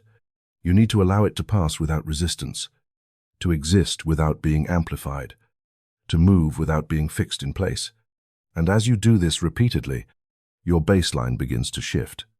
Because you are no longer sustaining the same patterns with the same intensity. Over time, this creates a different internal environment, one that is less reactive, less constrained, more open to new states that are not immediately overshadowed by resistance. You begin to experience more ease, not because everything outside has changed, but because you are no longer creating additional tension within. This is not about becoming unaffected. It is about becoming aware. It is about recognizing that your reaction is not the only option, that your resistance is not required, that your experience can move without being controlled. And in that realization, you gain a level of freedom that does not depend on external conditions. You have always had the ability to allow or resist, to reinforce or release, to hold or let go. But without awareness, that process has been automatic. Now it becomes conscious. Now you begin to see that what you stop feeding begins to fade, that what you stop resisting begins to move, that what you allow without tension loses its grip. And as that becomes familiar, as it becomes natural, your experience begins to change in ways that feel effortless.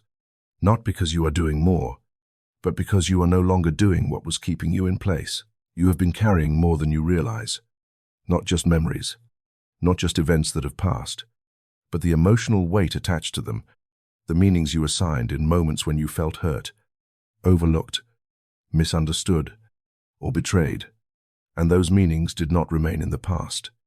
They settled within you, shaping how you see yourself, how you see others, and how you move through the present without ever fully recognizing that what you are reacting to is not always what is in front of you, but what has never been released. Forgiveness is often misunderstood as something you do for others, as if it were an act of approval, as if it required you to justify what happened or pretend that it did not affect you. But forgiveness has nothing to do with agreeing with the past. It has everything to do with freeing yourself from the emotional hold that the past continues to have over your present state. What you do not release, you continue to carry. And what you carry continues to shape your experience. Not because it is still happening, but because it is still active within you.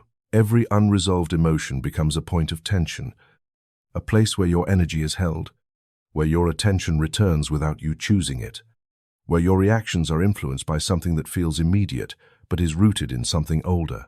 You may believe that you have moved on because time has passed, but time does not dissolve what has not been processed. It only covers it until something brings it back to the surface again. This is why certain situations trigger you more than they seem to warrant. Why certain words, certains tones, certain dynamics create reactions that feel stronger than the moment itself. You are not just responding to what is happening. You are touching something that has not been released, something that is still holding emotional charge, something that has remained unresolved beneath the surface. Holding onto that charge creates stagnation, not just emotionally, but energetically. It keeps part of you anchored in the past, not in memory, but in feeling. And that feeling continues to influence how you perceive the present. It shapes your expectations, your defenses, your boundaries in ways that may feel protective, but also limit your openness, your ability to experience something new without the filter of what has already been. Forgiveness breaks that pattern, not by erasing what happened, but by releasing the emotional attachment to it, by allowing the energy that has been held to move again. It is not something you do once. It is something you allow, a gradual process of letting go of the need to hold on to the pain as a form of protection or identity. You may resist this, not because you do not want to be free, but because holding on to the past can feel like maintaining control, like preserving a sense of justice, like protecting yourself from being hurt again. There is a part of you that believes that if you let go, you are losing something, that you are giving something up, that you are allowing what happened to be dismissed. But in truth, what you are holding on to is not protecting you. It is binding you to a state that continues to influence your experience long after the event itself has ended. Forgiveness does not require the other person to change. It does not require acknowledgement. It does not require closure from outside.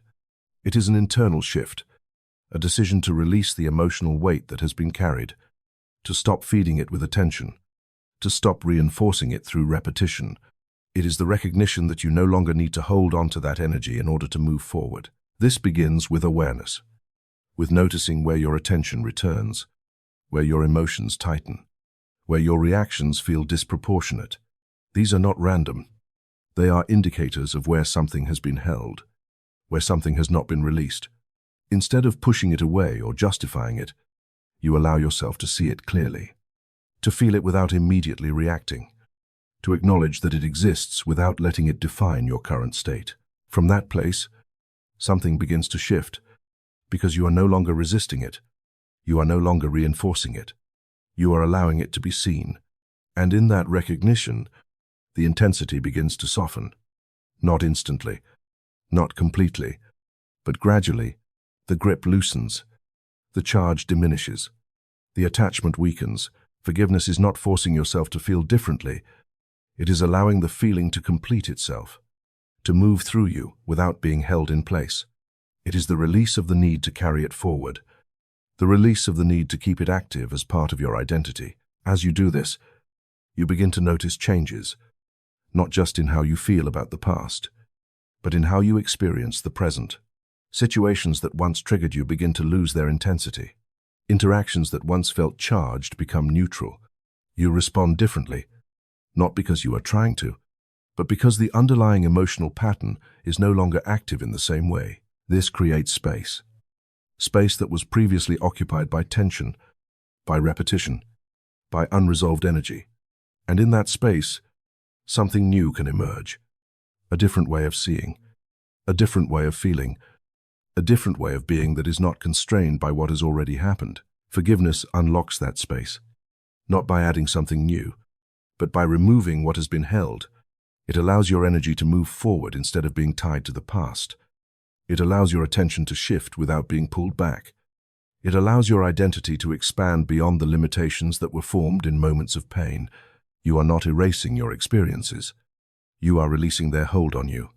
You are not denying what you felt. You are allowing it to resolve. You are not becoming indifferent. You are becoming free from the need to carry what no longer serves you. This is not always immediate, because what has been held for a long time does not dissolve instantly. But each moment of awareness, each decision to release rather than hold, each willingness to let the feeling move instead of reinforcing it, contributes to that process. You are not forcing it. You are allowing it. And in that allowing, the weight begins to lift. You may begin to feel lighter, not because everything is resolved externally, but because you are no longer carrying the same internal load. Your perception shifts. Your reactions shift. Your openness increases. And with that openness comes the ability to experience life without the constant filter of past pain. Forgiveness is not about changing what happened. It is about changing your relationship to it. It is the moment you decide that what you have been carrying is no longer necessary, that the energy you have been holding can now be released, that your present does not need to be shaped by what has already passed. And as you continue to let go, to release, to allow, the space that is created does not remain empty. It becomes available for new experiences, new states, new ways of being that are not defined by what you once held on to, but by what you are now free to become. You have been imagining your entire life without realizing that you were doing it, constructing inner scenes, replaying conversations, anticipating outcomes, filling in gaps before anything actually happens. And in those quiet moments where your attention drifts inward, something far more powerful than daydreaming is taking place. You are not escaping reality in those moments. You are shaping it, not in a distant, abstract way, but in the most direct way your subconscious understands, through images that carry feeling, through experiences that feel real enough to leave an imprint. What you imagine repeatedly does not remain contained within your mind. It becomes part of your internal environment, and your subconscious responds to that environment as if it were already true. It does not separate imagination from physical experience when the emotional tone is strong enough. It accepts both as signals, as instruction, as blueprints that it begins to organize your outer world around. You are not waiting for reality to form and then reacting to it. You are forming it from within, long before it appears. Most of the time, this process runs unconsciously. You imagine what could go wrong. You rehearse conversations that confirm your doubts.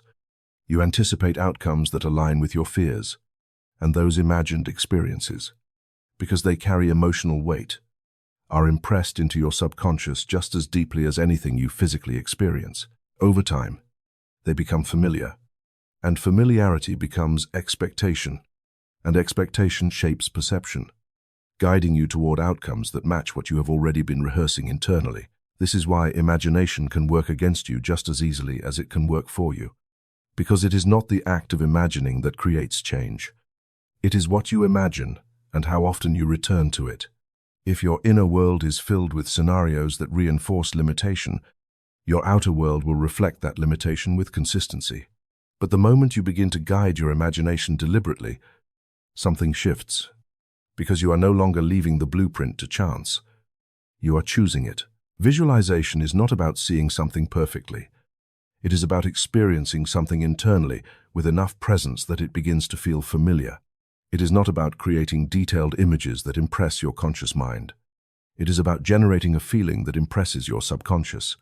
The clarity of the image matters less than the authenticity of the experience, because your subconscious responds to what feels real, not to what looks vivid. When you imagine a desired outcome, you are not observing it from the outside. You are stepping into it, experiencing it as if it were already happening, allowing yourself to feel what it would be like if it were part of your current reality. You are not watching a future unfold. You are living in a present that has already shifted, even if only for a few moments. This is where most people misunderstand the process, because they treat visualization as something separate from reality, as a tool to be used occasionally, rather than as a way of being that shapes their internal state consistently. They imagine once, maybe twice, and then return to their usual patterns of thinking, reinforcing the old blueprint far more often than the new one. The subconscious does not respond to what you do occasionally. It responds to what you repeat consistently. Each time you return to a chosen scene, each time you allow yourself to feel it again, you deepen the imprint. You make it more familiar, more accessible, more natural. Over time, what once felt like something you were trying to imagine begins to feel like something you recognize, something that belongs to you, something that aligns with who you are becoming. This is how the internal design begins to take shape, not through force, but through repetition. You are not trying to convince yourself of anything. You are introducing your subconscious to a new experience and allowing it to become comfortable with it. And once it becomes comfortable, it begins to express it, aligning your perception, your behavior, your environment with that internal blueprint. You may notice that your reactions begin to shift before anything external changes. Situations that once triggered doubt may begin to feel neutral. Opportunities that you might have overlooked before become visible. Your decisions begin to align with the version of yourself you have been experiencing internally. These are not coincidences. They are the natural result of changing the blueprint. Imagination also removes the need to control how something will happen, because it focuses on the end state rather than the process. When you fully experience the desired outcome internally, you no longer need to figure out every step. You allow your subconscious to organize the path in ways that your conscious mind cannot predict.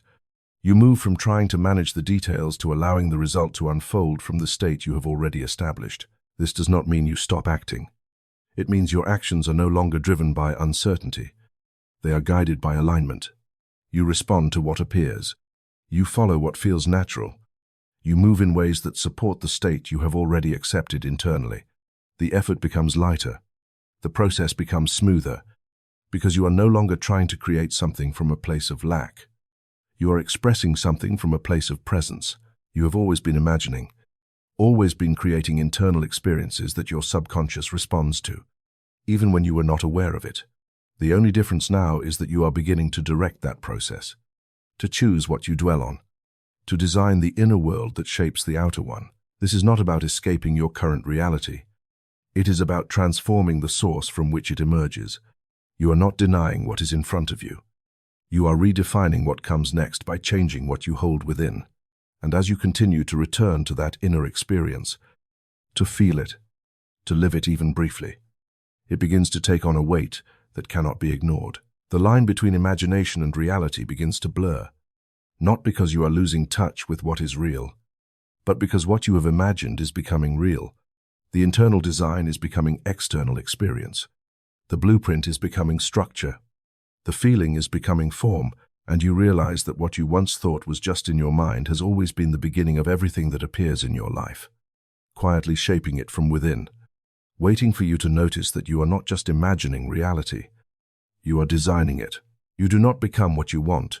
You become what you consistently allow to enter and remain within you. And most of the time, that process has been running without awareness, without selection, without any real boundary between what you choose and what you absorb. Your mind has not only been thinking, it has been receiving, continuously, from conversations, from environments, from images, from subtle tones that carry meaning long after the moment has passed. And all of it settles into your inner space, forming the atmosphere from which your thoughts, your feelings, and your identity begin to emerge. Your inner environment is not empty. It is filled with impressions, and those impressions are not neutral.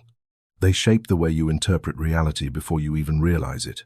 They influence the emotional tone you carry, the assumptions you hold, the direction your thoughts naturally move in when nothing external is demanding your attention. What you repeatedly expose yourself to becomes familiar, and what becomes familiar begins to feel true, not because it is objectively accurate, but because it has been reinforced enough times to settle into your subconscious without resistance. This is why two people can live in the same world and experience it completely differently, because they are not processing the same internal environment.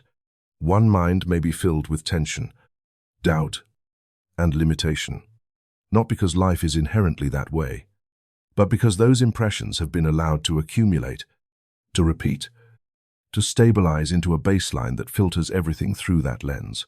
Another mind may carry a different tone, not because it has avoided all difficulty, but because it has been more selective, more aware of what is allowed to remain. You have not been protecting your inner environment in the way you protect your physical space, not because you lack discipline, but because you have not been taught that your mind requires the same level of awareness. You would not allow anything to enter your body without consideration, yet you allow thoughts, narratives, and influences to enter your mind constantly, often without questioning their origin or their effect. A mental diet is not about controlling every thought. It is about becoming aware of what you are consuming internally and recognizing that what you consume becomes part of the environment that shapes your experience. It is not about forcing positivity or rejecting everything negative. It is about reducing the unconscious intake that reinforces patterns you are trying to change. You may not notice it immediately, but the information you expose yourself to carries emotional weight. The tone of a conversation, the perspective of a message, the energy of an environment all leave an imprint. When you repeatedly engage with content that reinforces fear, limitation, or negativity, you are not just observing it, you are internalizing it, and over time, it begins to influence how you think and feel without you realizing where it came from. Guarding your mind is not about isolation. It is about selection.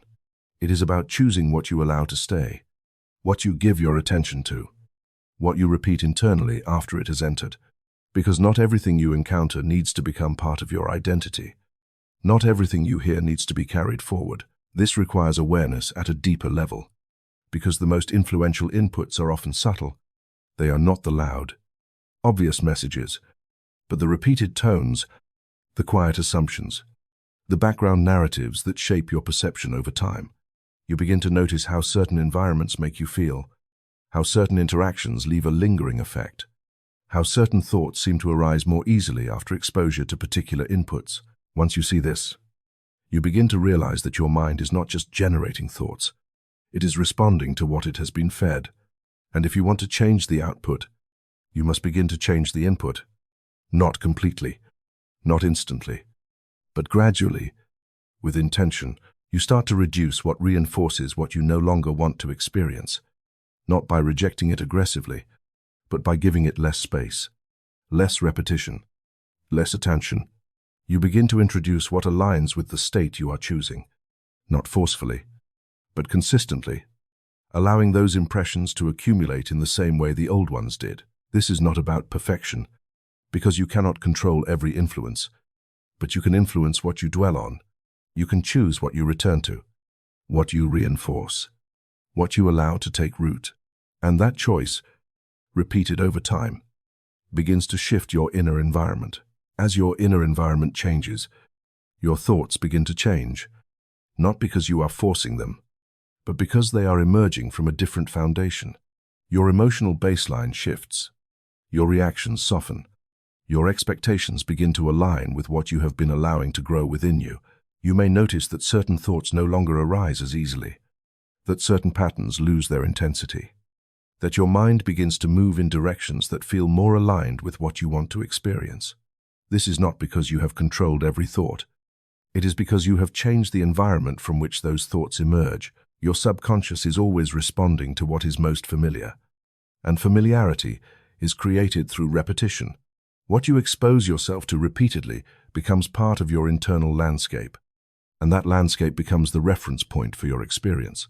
Guarding your mind does not mean blocking everything out. It means becoming intentional about what you allow to stay.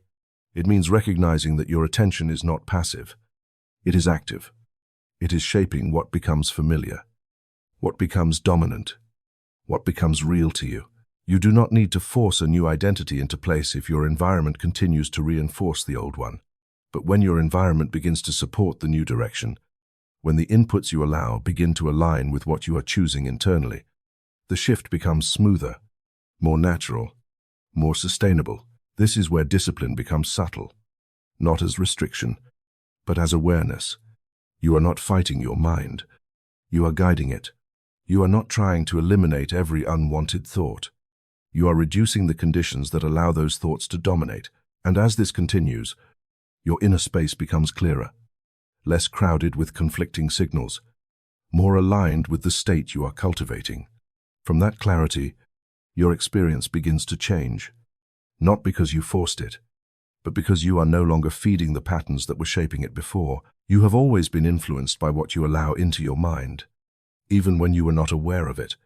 The only difference now is that you are beginning to choose that influence, to shape the environment that shapes you, to guard what enters so that what grows within you aligns with what you are becoming, rather than what you have been unconsciously repeating.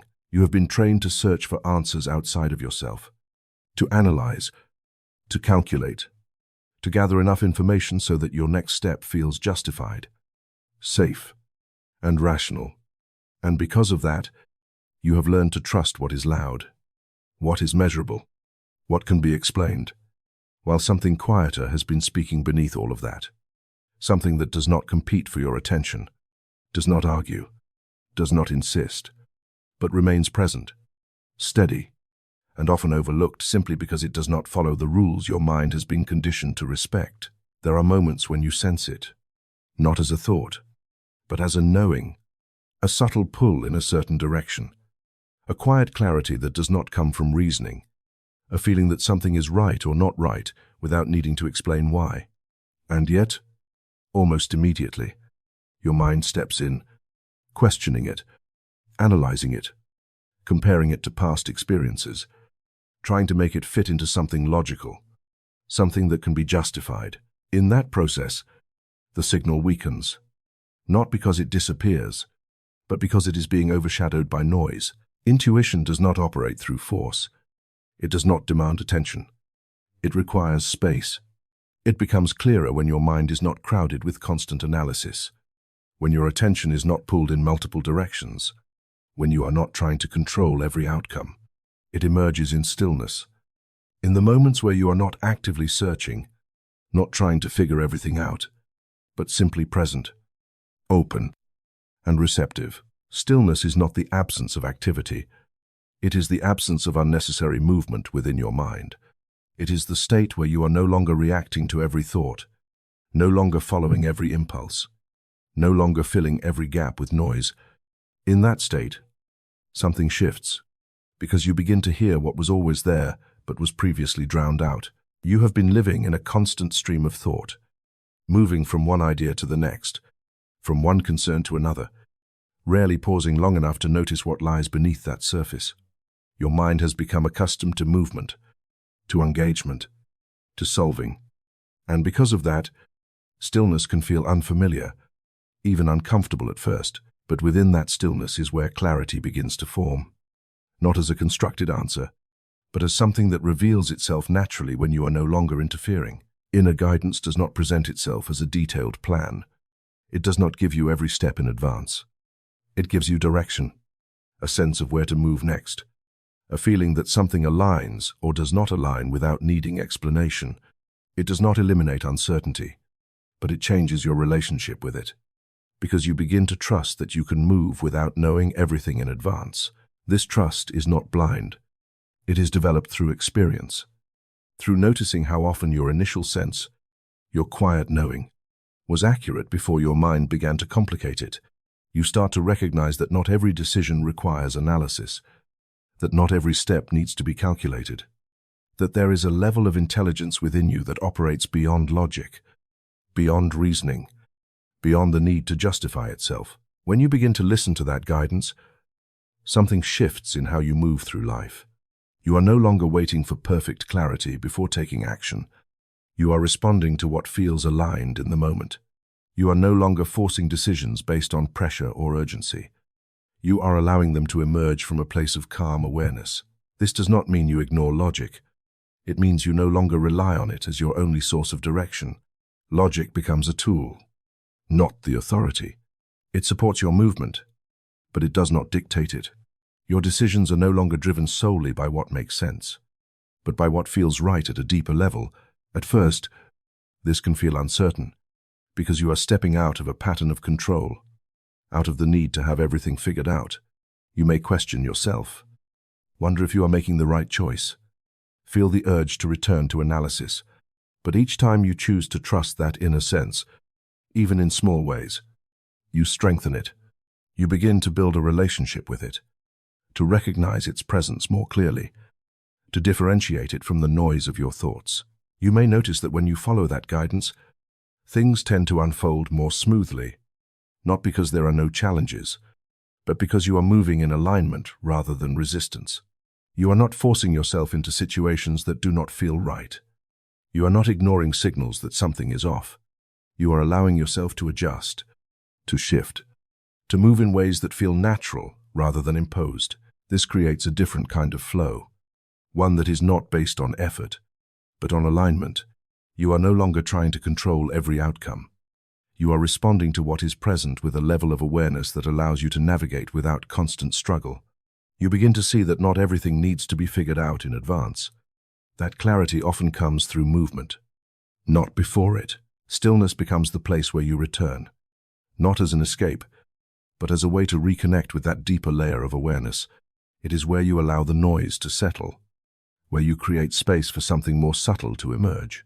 It is not something you force. It is something you allow, a shift from constant engagement into quiet observation. In that space, you begin to notice things you would have missed before, patterns, connections, insights that do not come from effort but from presence.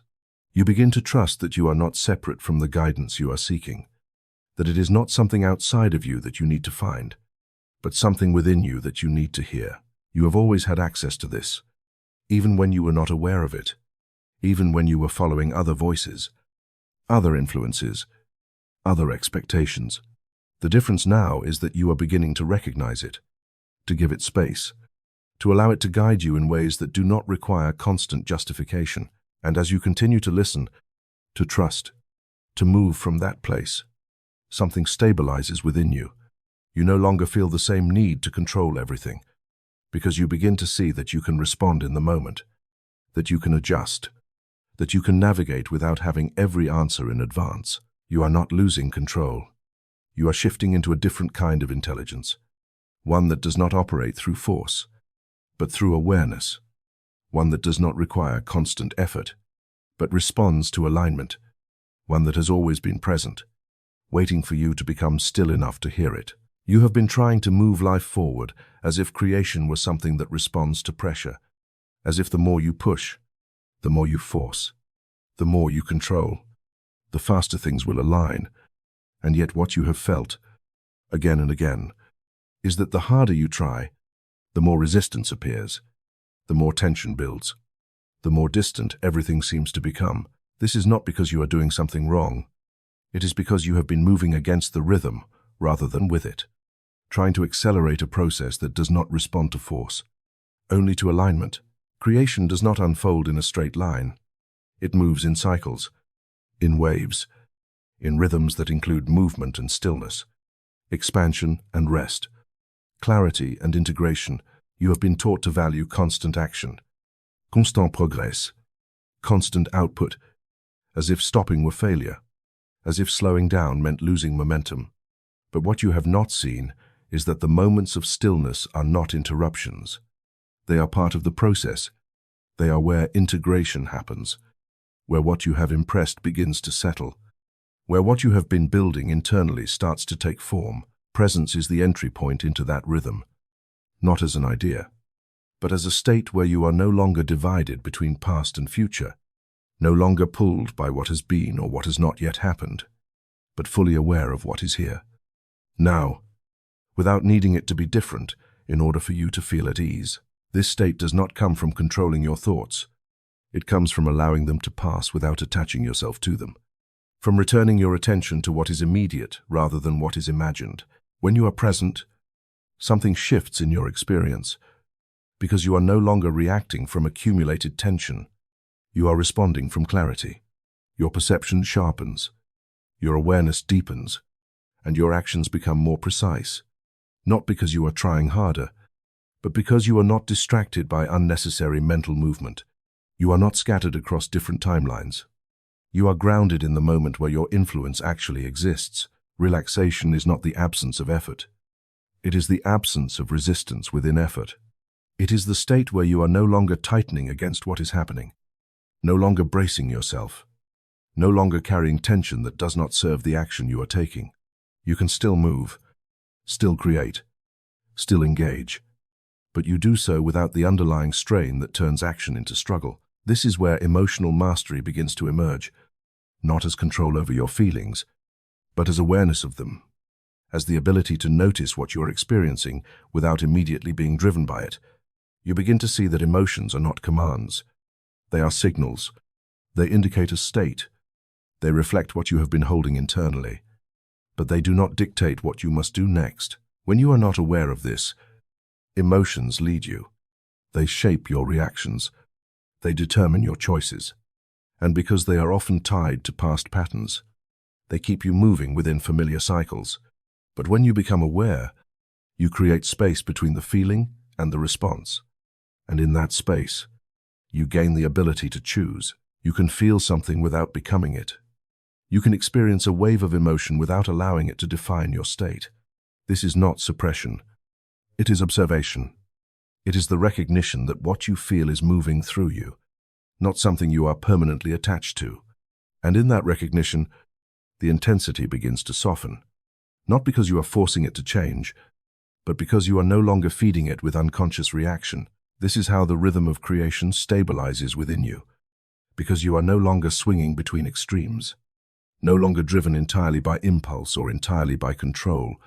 You begin to move with awareness, allowing emotions to inform you without overpowering you, allowing stillness to exist without interpreting it as stagnation, allowing action to emerge from alignment rather than urgency. You may notice that when you operate from this state, your energy feels different, less scattered, less drained, more consistent. You are not constantly pushing against resistance. You are moving in a way that feels natural, sustainable. Your actions become more effective, not because you are doing more, but because you are doing what aligns with your state rather than reacting to what disrupts it. This creates a sense of flow that is not forced, a rhythm where things begin to connect more easily, where opportunities appear without the same level of struggle, where progress feels less like effort and more like unfolding. This is not because life has suddenly become easier. It is because you are no longer creating unnecessary friction within yourself. You begin to trust that not every moment needs to be filled with action, that rest is not the opposite of progress, but part of it. That stillness is not emptiness, but space where something deeper can take shape. You allow yourself to pause without guilt, to step back without fear, to let things settle without feeling like you are losing control. And in those moments, something integrates. What you have been learning, what you have been experiencing, what you have been shifting internally begins to stabilize, becoming part of your baseline rather than something you have to consciously maintain. This is where real change happens, not in moments of intense effort, but in the quiet integration that follows. Emotional mastery deepens in this space, because you are no longer reacting to every fluctuation. You are observing patterns, recognizing what influences your state, choosing what to reinforce and what to release. You become more intentional, not in a rigid way, but in a fluid way that adapts without losing direction. You start to see that creation is not something you do occasionally. It is something you are always part of, always influencing through your state, to your attention, your presence. And the more aligned you are internally, the more naturally that influence expresses itself externally. This is not about perfection. It is about awareness, about recognizing the rhythm and allowing yourself to move with it rather than against it. You are not trying to eliminate every moment of tension. You are learning to return to relaxation, to presence, to clarity more quickly. Each time you notice you have moved away from it, And as that becomes familiar, as it becomes natural, your experience begins to reflect that stability, that flow, that alignment. You are no longer forcing life to happen. You are allowing it to unfold through you, guided by a rhythm that was always present, waiting for you to recognize that creation does not respond to pressure. It responds to the state you consistently embody. You have been measuring your life through time as if time were the authority, as if everything you are becoming must pass through it step by step, as if your past defines your present and your present limits your future. And because of that, you have learned to see yourself as something fixed, something shaped by what has already happened, something moving forward in a straight line that cannot be altered without effort and delay. But what you have not seen is that time, as you experience it, is not the creator. It is the reflection, and your identity is not bound by it in the way you have been taught to believe. You are not becoming through time. You are expressing through states, and each state you occupy carries its own version of reality, its own perception, its own possibilities. What you call your past is not something that exists independently. It is a memory held within your current state. And what you call your future is not something that arrives from outside. It is something that unfolds from the identity you are choosing now. Time appears to separate these experiences, but the connection has always been immediate, always present, always rooted in the state you are embodying. You have lived as if your identity was singular, as if you were one fixed version of yourself moving forward. But in truth, there are countless versions of you, not in a distant sense, but in a practical, immediate sense. Each version corresponds to a different state, a different set of assumptions, a different way of perceiving and interacting with the world. When you shift your state, you are not slowly becoming someone else. You are aligning with a version of yourself that already exists as a possibility. This is why change can feel instantaneous internally but delayed externally, because the shift in identity happens the moment you embody a new state. But the reflection of that state through time may take a moment to appear, and in that space, between the internal shift and the external reflection, you are often tempted to return to the old identity, to look at what has not yet changed and assume that nothing has changed at all. But what you are seeing in those moments is not the present state. It is the continuation of the previous one, the echo of what you have already been. If you understand this, you no longer use time as evidence against yourself. You no longer interpret delay as failure. You recognize that what you are now embodying is already in motion, even if it has not yet taken visible form. Expansion of consciousness is not about acquiring more information. It is about recognizing the fluidity of your identity, the ability to move between states without being bound by the past, without being defined by what you have been. It is the realization that you are not limited to one version of yourself, that you are not confined to the narrative you have been repeating, that you have the capacity to shift, to expand, to align with something greater. This does not require you to reject your past. It requires you to stop identifying with it as your limit. You can acknowledge what has been without allowing it to dictate what is possible. You can recognize the patterns you have lived without assuming they must continue. You are not erasing your history. You are releasing its control over your identity. As your awareness expands, you begin to see that what you once considered fixed is actually flexible, that your reactions are not inevitable, that your perceptions are not absolute. You start to notice the space between stimulus and response, the moment where you can choose differently, where you can shift your state rather than repeat it. This is where infinite becoming begins. Not as a concept, but as an experience. You are no longer locked into a single trajectory.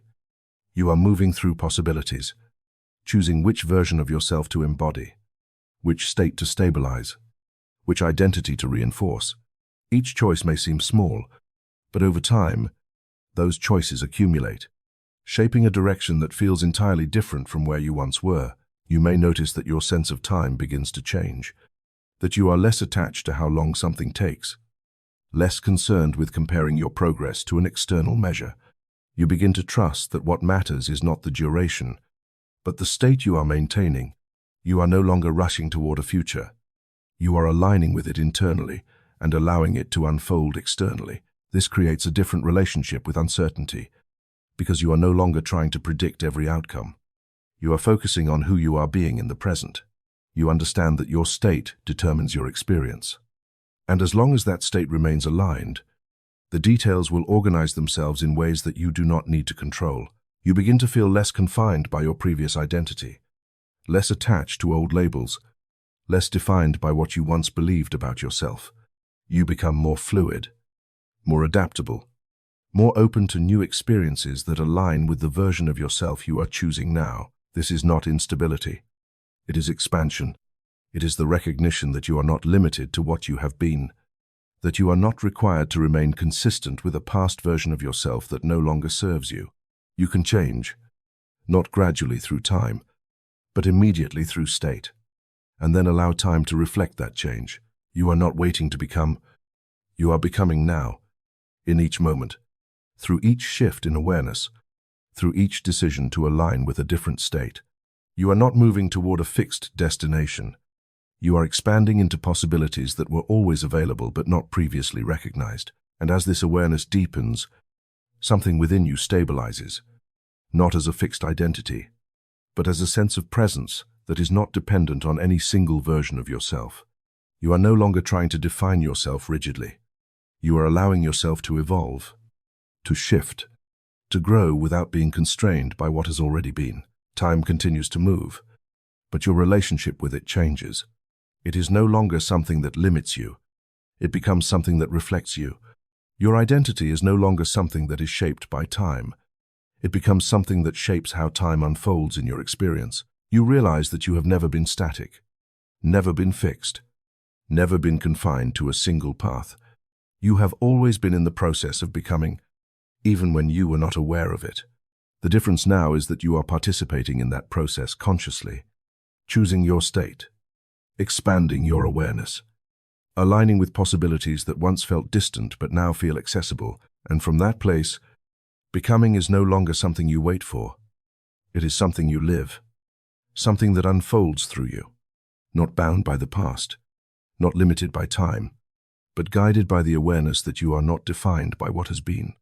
You are defined by what you choose to embody now. And that choice opens a path that extends far beyond anything you once believed was possible. You have spent so much of your life standing at a distance from your own experience, observing what happens, reacting to what appears, adjusting yourself to fit circumstances that seem to exist independently of you. And through that separation, you learn to see the world as something external, something that influences you, something you must navigate, control, or endure. But what has been unfolding through every part of this journey is the gradual dissolving of that distance. The realization that you were never outside of the process, never separate from what you experience, never merely a participant in a reality that exists on its own. Everything you have seen, everything you have practiced, everything you have begun to recognize has been pointing toward one shift, one understanding that changes the entire structure of how you relate to life. That you are not reacting to reality, you are generating it, not through effort, not through force, but through the state you consistently embody, through the identity you stabilize, through the awareness you bring into each moment. What once felt like coincidence begins to reveal itself as coherence. What once felt external begins to show its connection to what you hold within. This is not about control in the way you once understood it. It is not about manipulating every detail or forcing outcomes into place. It is about alignment, about recognizing that your inner state is the source from which your outer experience emerges. You are not separate from the reflection. You are the origin of it. And when that becomes clear, your relationship with everything changes. You no longer see yourself as someone trying to get something from the world. You begin to see yourself as the one through whom experience is shaped, the one whose state determines what becomes visible, what becomes possible, what becomes real. This is not a role you take on. It is something you uncover, something that has always been operating beneath your awareness, shaping your life whether you recognized it or not. Living as the source does not mean denying what you see. It means understanding what you see as the result rather than the cause. You stop reacting to appearances as if they define you, and begin to see them as reflections that can be shifted by changing what you hold within. This creates a level of stability that is not dependent on circumstances. because you are no longer anchored to what is happening. You are anchored to the state from which it arises. There is a different kind of responsibility in this awareness, not as pressure, but as clarity. You begin to see that what you repeatedly think, feel, and assume is not neutral. It is creative. Every moment of attention, every emotional state, every internal narrative contributes to the reality you experience. Not occasionally, but continuously. You are always creating.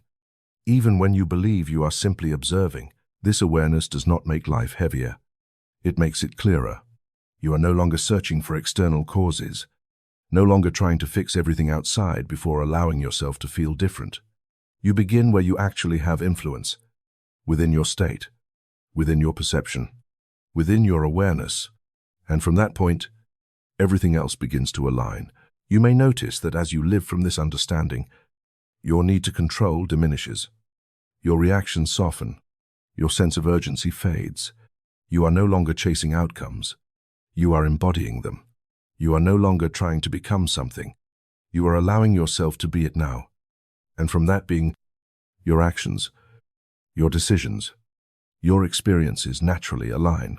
This does not mean that challenges disappear. It means your relationship to them changes. You no longer see them as obstacles imposed on you. You see them as reflections that can be met from a different state, from a place of awareness rather than reaction. You move through them with clarity rather than resistance, with presence rather than tension. The separation between inner and outer begins to dissolve, because you recognize that they are not two different domains, but one continuous process. What you hold within expresses without, and what you experience without reflects what you hold within. This is not something you have to maintain consciously at all times. It becomes natural as your awareness stabilizes. You begin to trust the process more deeply, not as blind faith, but as recognition. You see the connection between your state and your experience. You notice how shifts within you precede shifts around you. You recognize patterns that once felt random as responses to what you have been embodying. This trust allows you to relax into the process, to move with it rather than against it. Living as the source does not isolate you from the world. It connects you to it more deeply, because you are no longer seeing it as something separate. You engage fully, but without losing yourself in it, without allowing it to dictate your state. You remain grounded in the awareness that what you experience is not happening to you. It is unfolding through you. This is where creation becomes effortless, not because nothing requires attention, but because you are no longer creating from resistance. You are aligned, and from that alignment, things begin to flow, not perfectly, not predictably, but consistently in a way that reflects the state you have stabilized. You do not need to constantly remind yourself of this, because it becomes part of how you see. You begin to move through life with a different orientation, one that is not centered on reacting, but on embodying, not on controlling, but on aligning, not on chasing, but on being. This is the integration of everything you have been uncovering, not as a final step, but as a new way of living, where the separation between you and your experience no longer defines how you move. You are not outside of reality trying to shape it. You are within it, as the source from which it emerges. And as this awareness deepens, it becomes less of something you practice and more of something you live. A quiet, steady recognition that you have always been creating, always been shaping, always been expressing through your state. And now you are doing it with clarity, with intention, with a sense of alignment that no longer depends on what you see, but on what you know to be true within you.